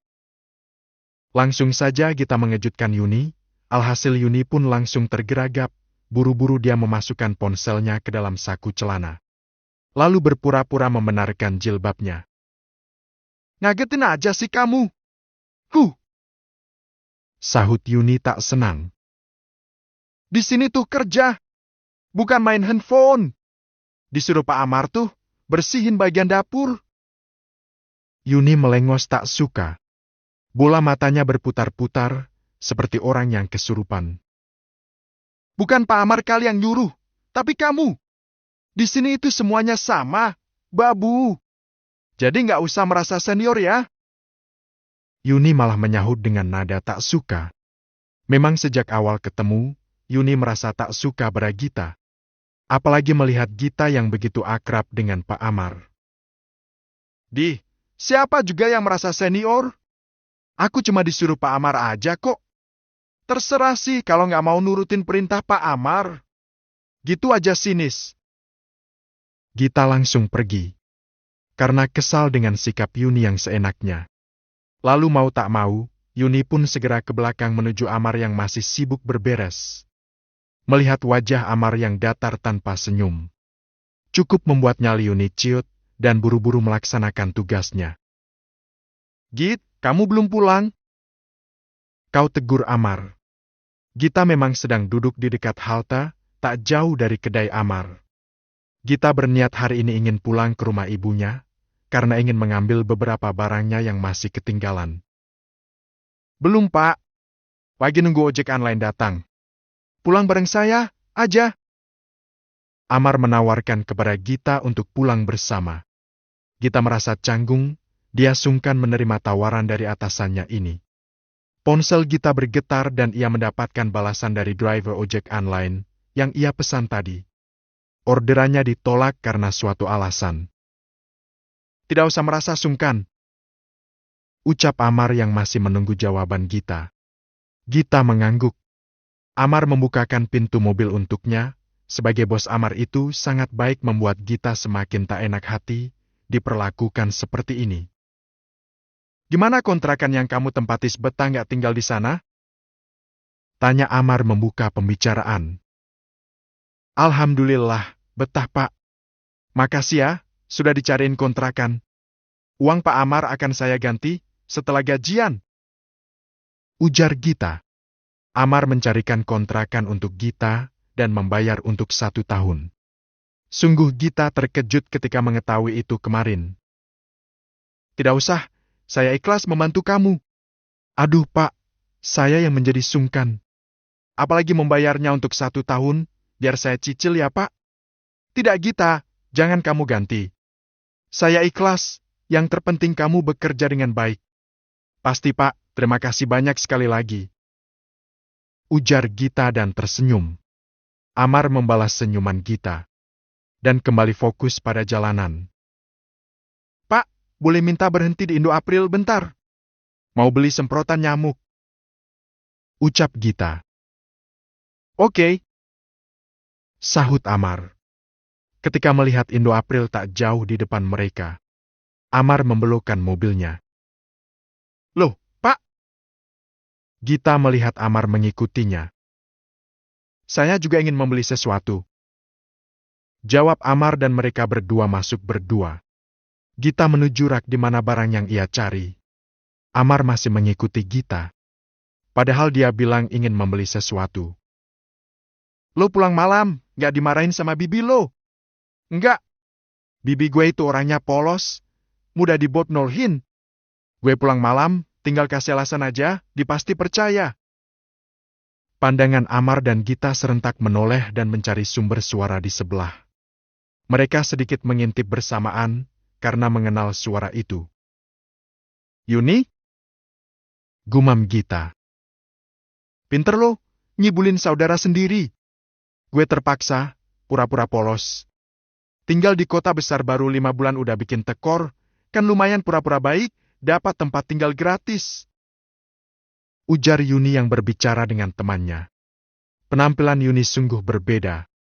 Ia menggunakan Hanolte pants dan juga kaos ketat berwarna putih. Sangat berbeda dengan tampilannya yang kemarin. Gita mengambil ponselnya dan merekam Yuni. Dia dan Amar mendengar perkataan mereka. Pak, ayo pergi! Ajak Gita usai merekam. Yuni masih sibuk memilih beberapa cemilan dengan temannya itu.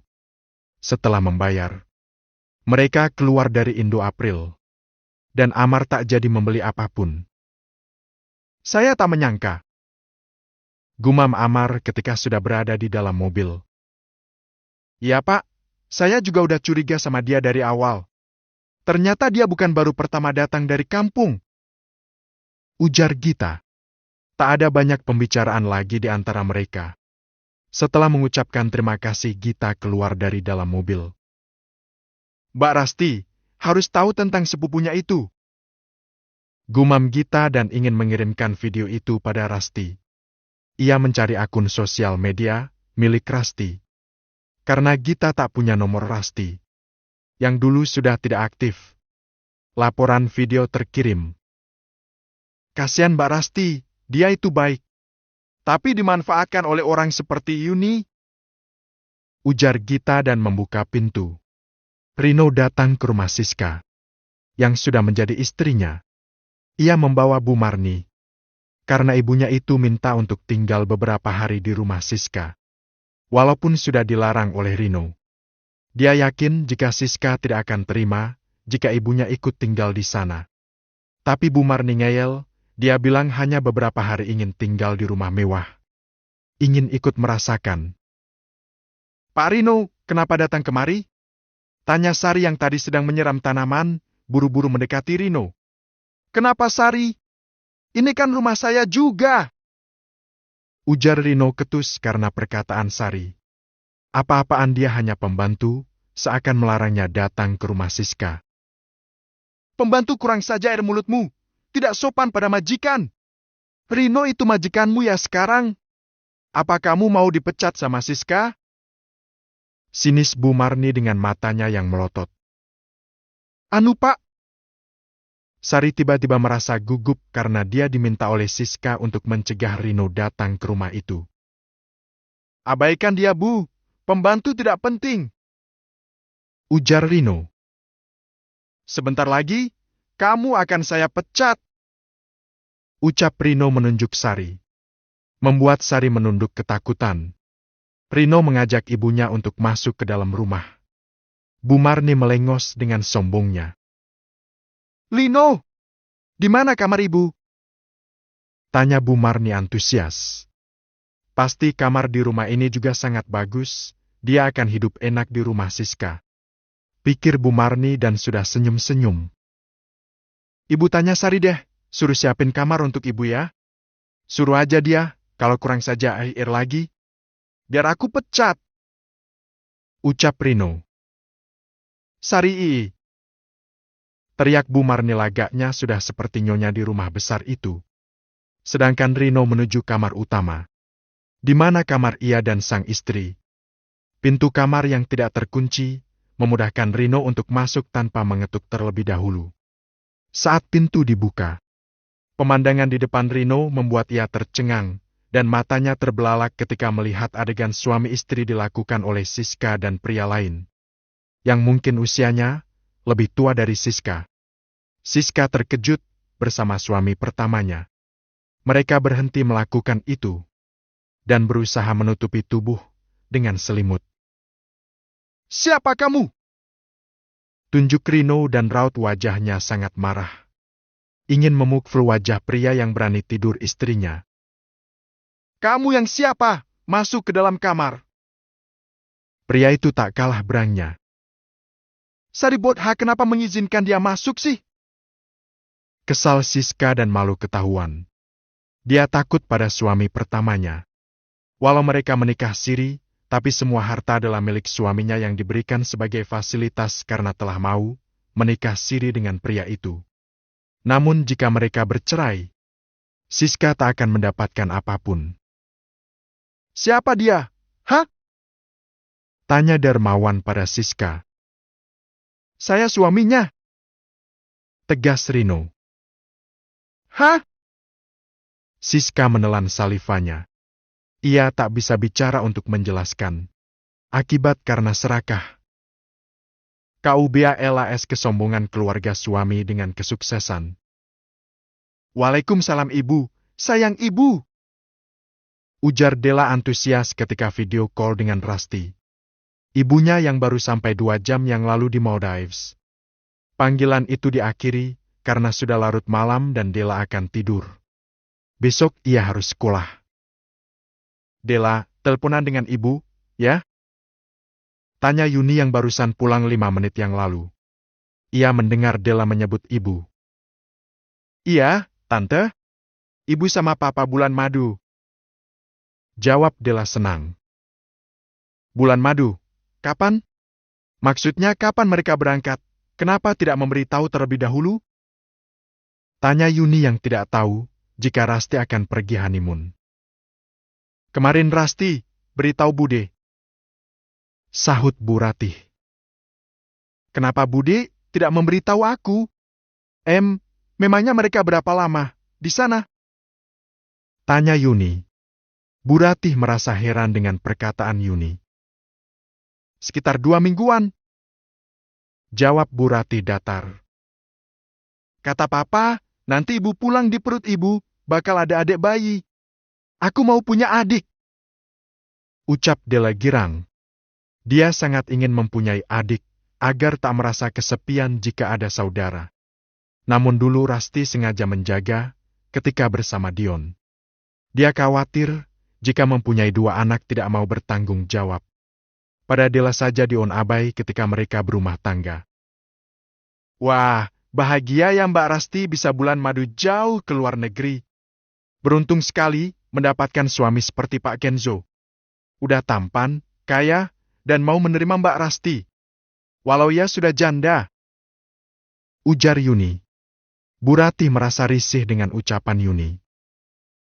Della, kamu gak takut punya adik? Nanti ibumu bisa tak sayang lagi padamu. Karena ibu dan papamu akan sayang pada adik barumu. Ujar Yuni dan menyunggingkan senyumnya, kemudian berlalu. Raut wajah Della berubah sedih dan memeluk neneknya. Gadis kecil itu sangat takut mengalami hal yang sama. Yang ia dapatkan dari ayah kandung dan keluarga Bu Marni dulu.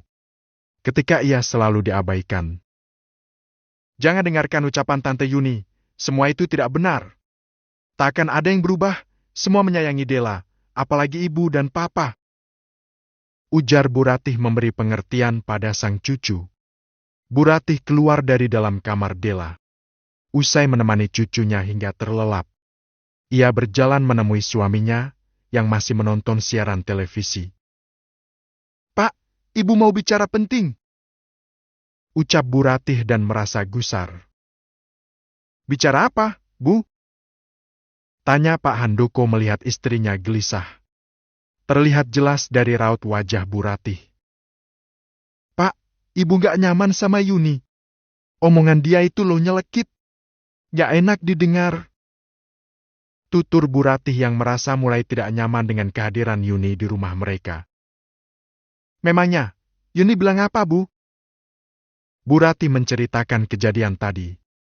Pak Handoko mendengarkan dengan seksama cerita istrinya dan menggeleng pelan. Tak menyangka Yuni akan lancang seperti itu, membicarakan Rasti. "Kita usir aja dia, Pak. Ibu gak suka dengan dia. Perasaan ibu ini loh, mengatakan dia tuh gak baik. Pernah juga kemarin, ibu mergokin dia, sedang senyum natap foto Kenzo. Masa dia nyimpan foto menantu kita, Pak? Sepertinya itu foto pernikahan Rasti, di handphone ibu. Tapi foto Rasti dicoret-coret wajahnya," ujar Bu Marni. Perempuan paruh baya itu merasa curiga. Apalagi setelah memergoki Yuni yang duduk di kursi meja makan malam itu. Saking fokusnya Yuni, ia tak sadar kehadiran Bu Ratih yang memperhatikan dia. "Mencurigakan ya, Bu. Bapak akan carikan kos saja untuk Yuni." "Segera ya, Pak. Ibu takut dia mengusik kebahagiaan putri kita. Rasti jangan sampai sedih lagi. Ibu tenang ya, Kenzo itu juga tak akan tertarik pada Yuni." Bu Ratih tetap tak bisa tenang, karena merasa Yuni sebagai ancaman. "Kenapa kamu lancang? Masuk ke kamarku!" Siska justru menyalahkan Rino yang tanpa permisi masuk dan mengganggu dirinya dengan Darmawan. Siska sekilas melirik suami pertamanya, dan tatapan Darmawan sangat mengerikan. Dia sangat ketakutan jika akan jatuh miskin setelah ini. Karena Siska yakin suaminya sangat marah besar ketika mengetahui dia menikah lagi dengan pria lain. Seperti tidak akan memperoleh pengampunan. "Jadi kamu selingkuh ketika aku tinggalkan?" Mata Darmawan penuh kilat kemarahan. Darmawan meminta Rino untuk keluar dari kamar. Ia ingin menggunakan pakaian. Begitu juga dengan Siska. Mereka harus berbicara bertiga saat itu juga. Rino menahan emosinya dan keluar dari kamar. Dirinya tak sabar memarahi Siska. Karena telah ditipu, perempuan 40 tahun yang mengaku janda itu ternyata sudah bersuami. "Aku terpaksa, Mas, menikah lagi. Sebab aku merasa kesepian. Kamu juga sudah menikah diam-diam dengan wanita lain. Ini tidak adil bagiku. Kamu jarang pulang ke rumah, dan aku menghabiskan malam sendiri. Sebagai perempuan, aku butuh hasratku tersalurkan." Ujar Siska memberi alasan. Karena dia kesepian. Rino tercengang. Pantas Siska selalu memujinya. Karena dia kesepian. "Jadi ini alasanmu menikahiku, bukan karena perasaan cinta?" Rino bertanya. "Rino, kamu jangan membahas tentang cinta. Aku juga tahu, kamu menikahiku juga karena harta kan? Karena uang yang aku berikan padamu, kamu juga tidak mencintaiku." Ucap Siska mengatakan hal sebenarnya. Dia tak botnol yang tidak tahu tujuan Rino untuk menikahi dirinya. Rino terdiam ketika mendengar ucapan telak dari istrinya.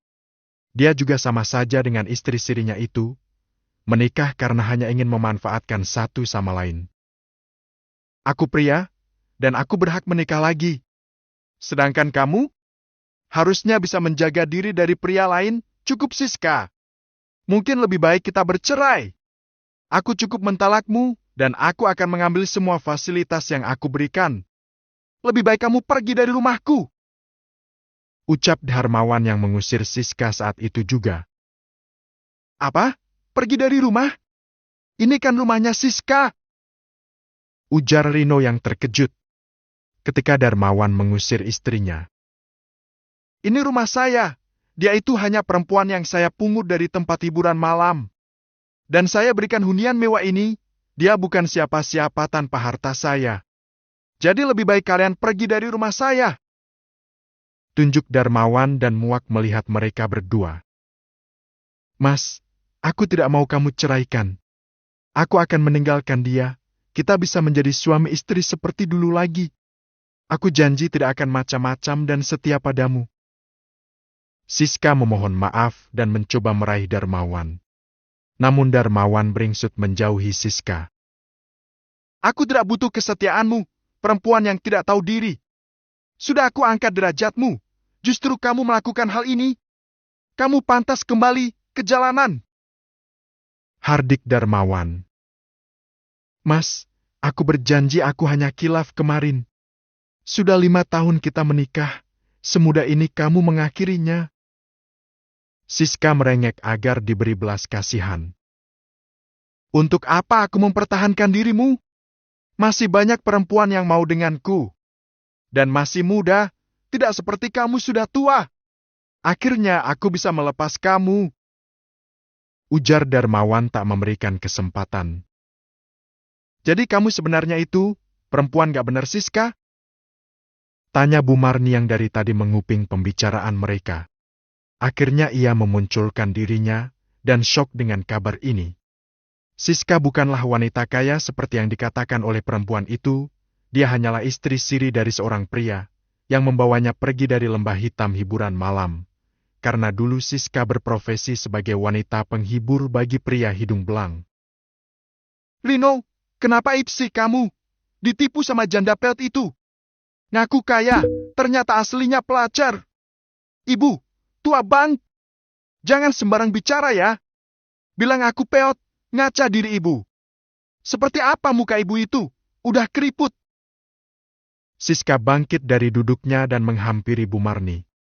Dia menyingsingkan lengan baju yang dikenakan. Kenapa kamu?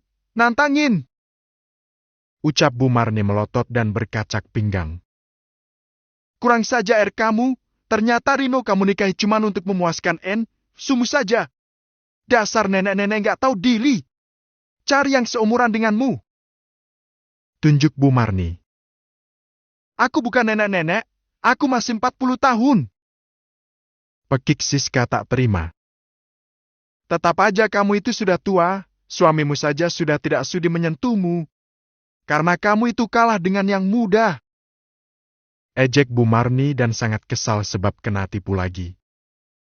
Rino, ceraikan saja dia. Ibu tidak sudi menerima dia sebagai menantu. Dirinya sama saja seperti menantu ibu yang sebelumnya, hanya wanita-wanita miskin yang mengaku kaya. Dan ini lebih parah, sudah tua. Cerca Bu Marni. Siska menolong tubuh Bu Marni dengan keras. Bu Marni yang tak bisa menahan tubuhnya, terjatuh ke belakang. Dan kepalanya membentur pinggiran lemari yang ada di belakang dirinya. Bu Marni terjatuh ke lantai dan tak sadar diri. Ibu! Jerit Rino. Siska menutup mulutnya dan takut melihat Bu Marni yang pingsan. Tabur tuai. Bab 90. Siska dan Rino nampak sangat panik sekali. Sedangkan Darmawan Hamia diam, tak peduli. Sekarang kalian semua angkat kaki dari rumah ini. Dan kamu, bawa ibu kamu pulang ke rumahnya. Usir Darmawan seenaknya. Mas, maafin aku mas. Aku mohon maafin aku. Please, jangan usir aku, mas. Aku gak mau jadi gelandangan di luar sana. Siska langsung berlutut di hadapan Darmawan. Namun Darmawan tak peduli sama sekali. Dia tetap pada pendiriannya. Dia akan menceraikan Siska. Karena Bu Marni yang masih tak sadarkan diri, Rino pun mau tak mau akhirnya membawa Bu Marni ke rumah sakit. Dengan langkah tergopoh-gopoh, dia membawa ibunya sendirian. Karena Siska masih sibuk meminta maaf pada suaminya. Rino sudah sampai di rumah sakit, dan Bu Marni sedang mendapatkan perawatan di ruang tindakan. Dengan berat hati, akhirnya Rino menghubungi Dion, dan memberitahukan tentang keadaan Bu Marni. Selang beberapa jam kemudian, Dion pun datang dan menghampiri Bu Marni. Apa yang terjadi pada ibu? Kenapa bisa sampai pingsan seperti ini? Cecar Dion langsung. Dion masih marah pada kakaknya itu, karena masalah jual mobil waktu itu. Ibu tadi tak sengaja didorong oleh Siska. Sampai akhirnya kepala ibu terbentur pinggiran lemari di rumah Siska.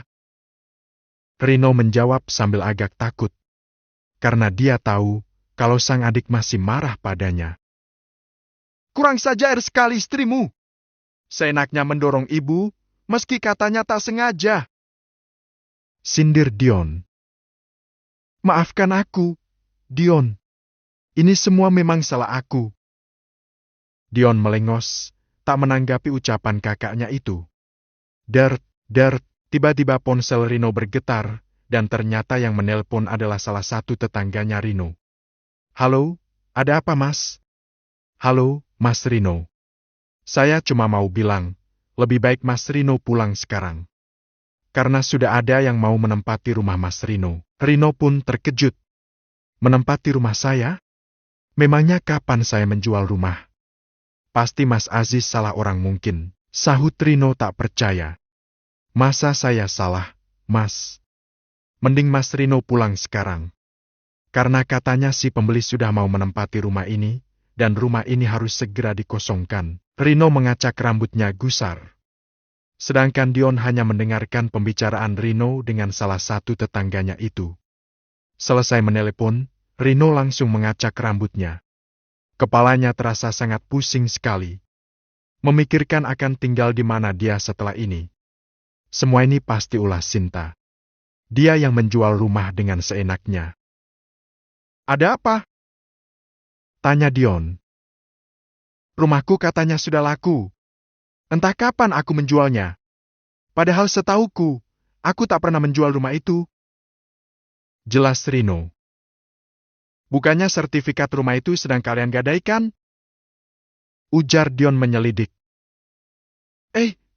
Nenek Glem gak? Memangnya siapa yang bilang? Sahut Rino gugup. Mbak Sinta, waktu itu Mbak Sinta bilang kalau surat rumah kalian sedang digadaikan. Dan ternyata kalian berdua berbohong padaku.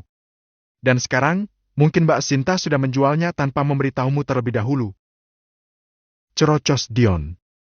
Dan cukup membuat Rino semakin kelimpungan. Rino baru menyadari kalau surat rumahnya sudah lama dia lupakan. Rino mengira kalau surat rumah itu masih ada di dalam lemarinya, dan Sinta tak membawa surat rumah itu. Rino terlalu sibuk dengan Siska, sampai-sampai membuat dia lengah akan harta bendanya. Dan kini, mau tak mau Rino harus mengangkat kaki dari rumahnya sendiri. Dan tinggal entah di mana. Maafkan aku Dion. Ini semua memang salahku. Ucap Rino menyesal. Aku sudah memaafkan kamu, Mas. Cuma sekarang tinggal kamu terima saja balasannya. Sahut Dion ketus. Akan tinggal di mana nanti? Aku dengan ibu. Rino mulai putus asa. Nanti akan aku carikan rumah sewa untuk kalian. Sudahlah, aku mau pulang dulu. Lalu Dion pun langsung pulang ke rumahnya. Meninggalkan Bu Marni yang masih belum sadar, dan juga Rino yang masih kebingungan. Sayang, ini minum dulu airnya. Kenzo memberikan minuman dingin pada Rasti. Mereka sedang bersantai di pantai yang airnya berwarna sangat biru sekali. Dan membuat suasana hati menjadi rileks. Makasih, Mas. Kamu terlalu berlebihan, Mas. Kenzo malah tersenyum jahil. Memandangi wajah istrinya, yang kini malah tersipu malu. Kamu itu sekarang sudah menjadi istriku. Dan aku hanya ingin menjadikanmu ratu di hidupku, sayang. Sahut Kenzo, lalu mencium punggung tangan Rasti dengan lembut. Kenzo dan Rasti benar-benar menikmati bulan madu yang romantis di kota yang terkenal dengan keindahan alamnya. Mas. Aku mau nanya sama kamu. Nanya apa sayang? Kini mereka saling bertatapan. Apa wanita yang waktu itu datang ke pernikahan kita masih suka mengganggu kamu? Meski takut Kenzo marah, terpaksa Rasti mengeluarkan unek-uneknya. Maafin aku, sayang. Aku belum cerita sama kamu. Waktu kemarin, dia datang ke kantorku dan memaksaku untuk membuka hati padanya. Rasti sontak terkejut. Terus kamu mau? Tanya Rasti tak sabar. Namun Kenzo malah tertawa kecil. Mungkin aku akan mau kalau hati ini masih ada ruang untuk yang lain. Tapi, sayangnya hati ini sudah terisi penuh, diisi oleh wanita cantik dan seksi yang hanya disuguhkan untuk suaminya, wanita itu yang selalu menghiasi hari-hariku saat ini. Lalu, untuk apa lagi aku memberikan ruang lain pada wanita lain? Tutur Kenzo, sambil memandangi wajah istrinya. Kini mata mereka saling bertatapan, dan membuat Rasti salah tingkah. Serius, Mas? Kamu nggak tertarik sama dia, kan? Ucap Rasti, berusaha meyakinkan hatinya. Yap, Limarius. Hati ini hanya untuk kamu seorang, sayang. Lalu mereka pun tertawa bersama. Rasti ingin di dalam pernikahannya, tidak ada hal sekecil apapun yang ditutupi oleh pasangannya. Dia ingin semuanya serba transparan dan serba terbuka satu sama lainnya. Rasti sedang bersantai di kamarnya. Sedangkan Kenzo sedang keluar sebentar untuk membeli sesuatu. Karena jenuh, Rasti pun membuka akun sosial medianya. Akun yang kini jarang sekali ia gunakan, jika tak penting sekali. Saat dicek, ternyata ada sebuah pesan masuk di akunnya. Segera dia cek, dan ternyata sebuah video yang dikirimkan oleh akun Gita Aquarius. Betapa terkejutnya Rasti saat melihat Yuni yang berpenampilan seperti itu. Penampilan Yuni sangat berbanding terbalik dengan apa yang dia lihat setiap harinya. Yuni nampak alim dan polos saat berada di rumahnya. Namun, di video ini seperti bukan Yuni. Dia memakai baju ketat dan celana hot pants. Serta ada sebatang RKK di tangannya. Karena dia tahu kalau akun itu adalah akun adik iparnya. Rasti pun segera menelpon ke nomor Gita. Rasti masih menyimpan nomor handphone Gita, dan berharap kalau nomor itu masih dipakai. Tut, tut, panggilan tersambung, namun tak diangkat oleh Gita. Karena memang Gita sedang bekerja. Tak lama, Kenzo pun datang. Dan melihat wajah Rasti yang begitu cemas. Kamu kenapa sayang? Rasti langsung memperlihatkan video Yuni pada Kenzo.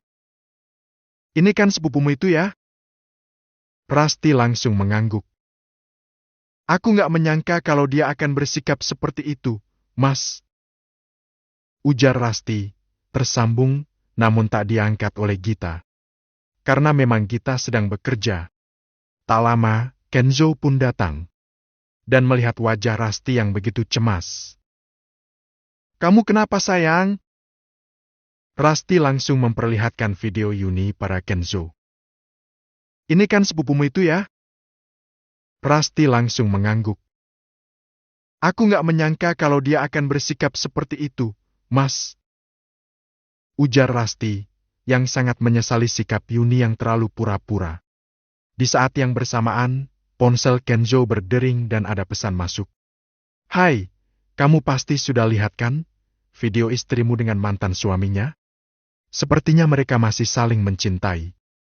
Buktinya, mereka berduaan di saat kamu nggak ada di sisinya. Kasihan sekali ya kamu. Rasti dan Kenzo membaca isi pesan tersebut. Video? Video apa, Mas?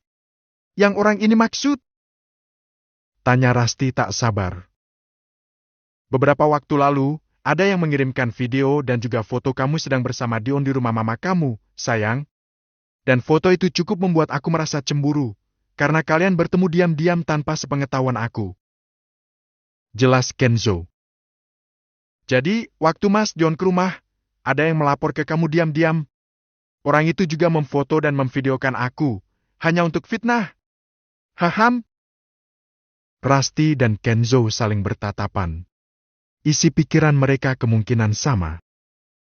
Iya sayang, betul. Tapi untungnya, aku tak langsung percaya. Cuma hanya kesal saja. Sahut Kenzo lagi. Lalu, Rasti pun menjelaskan semuanya dengan detail pada Kenzo. Dan mereka kini tahu, kalau Yunilah di balik semua itu. Rasti benar-benar merasa kecewa pada sepupunya itu. Padahal Rasti sudah berbuat baik sebisa mungkin. Tapi malah seperti ini balasan yang diberikan oleh Yuni. Rasti dan Kenzo menyusun rencana agar Yuni malu dengan perbuatannya sendiri. Bu Marni membuka matanya. Dia baru saja sadar dari pingsannya. Cukup lama juga dia pingsan.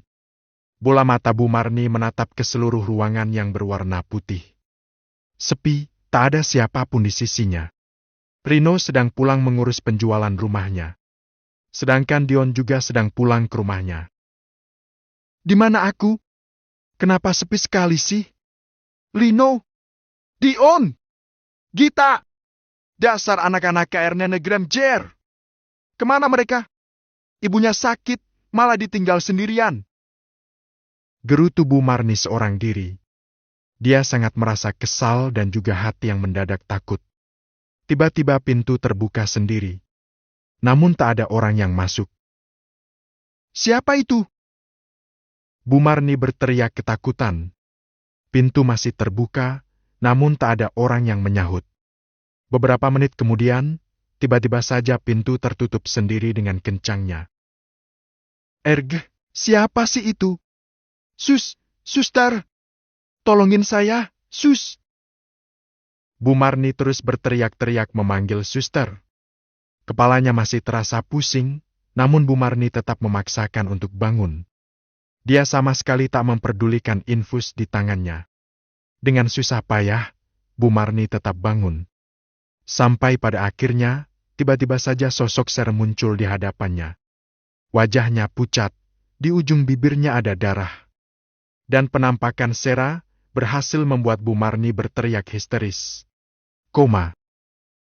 KUBALAS kesombongan keluarga.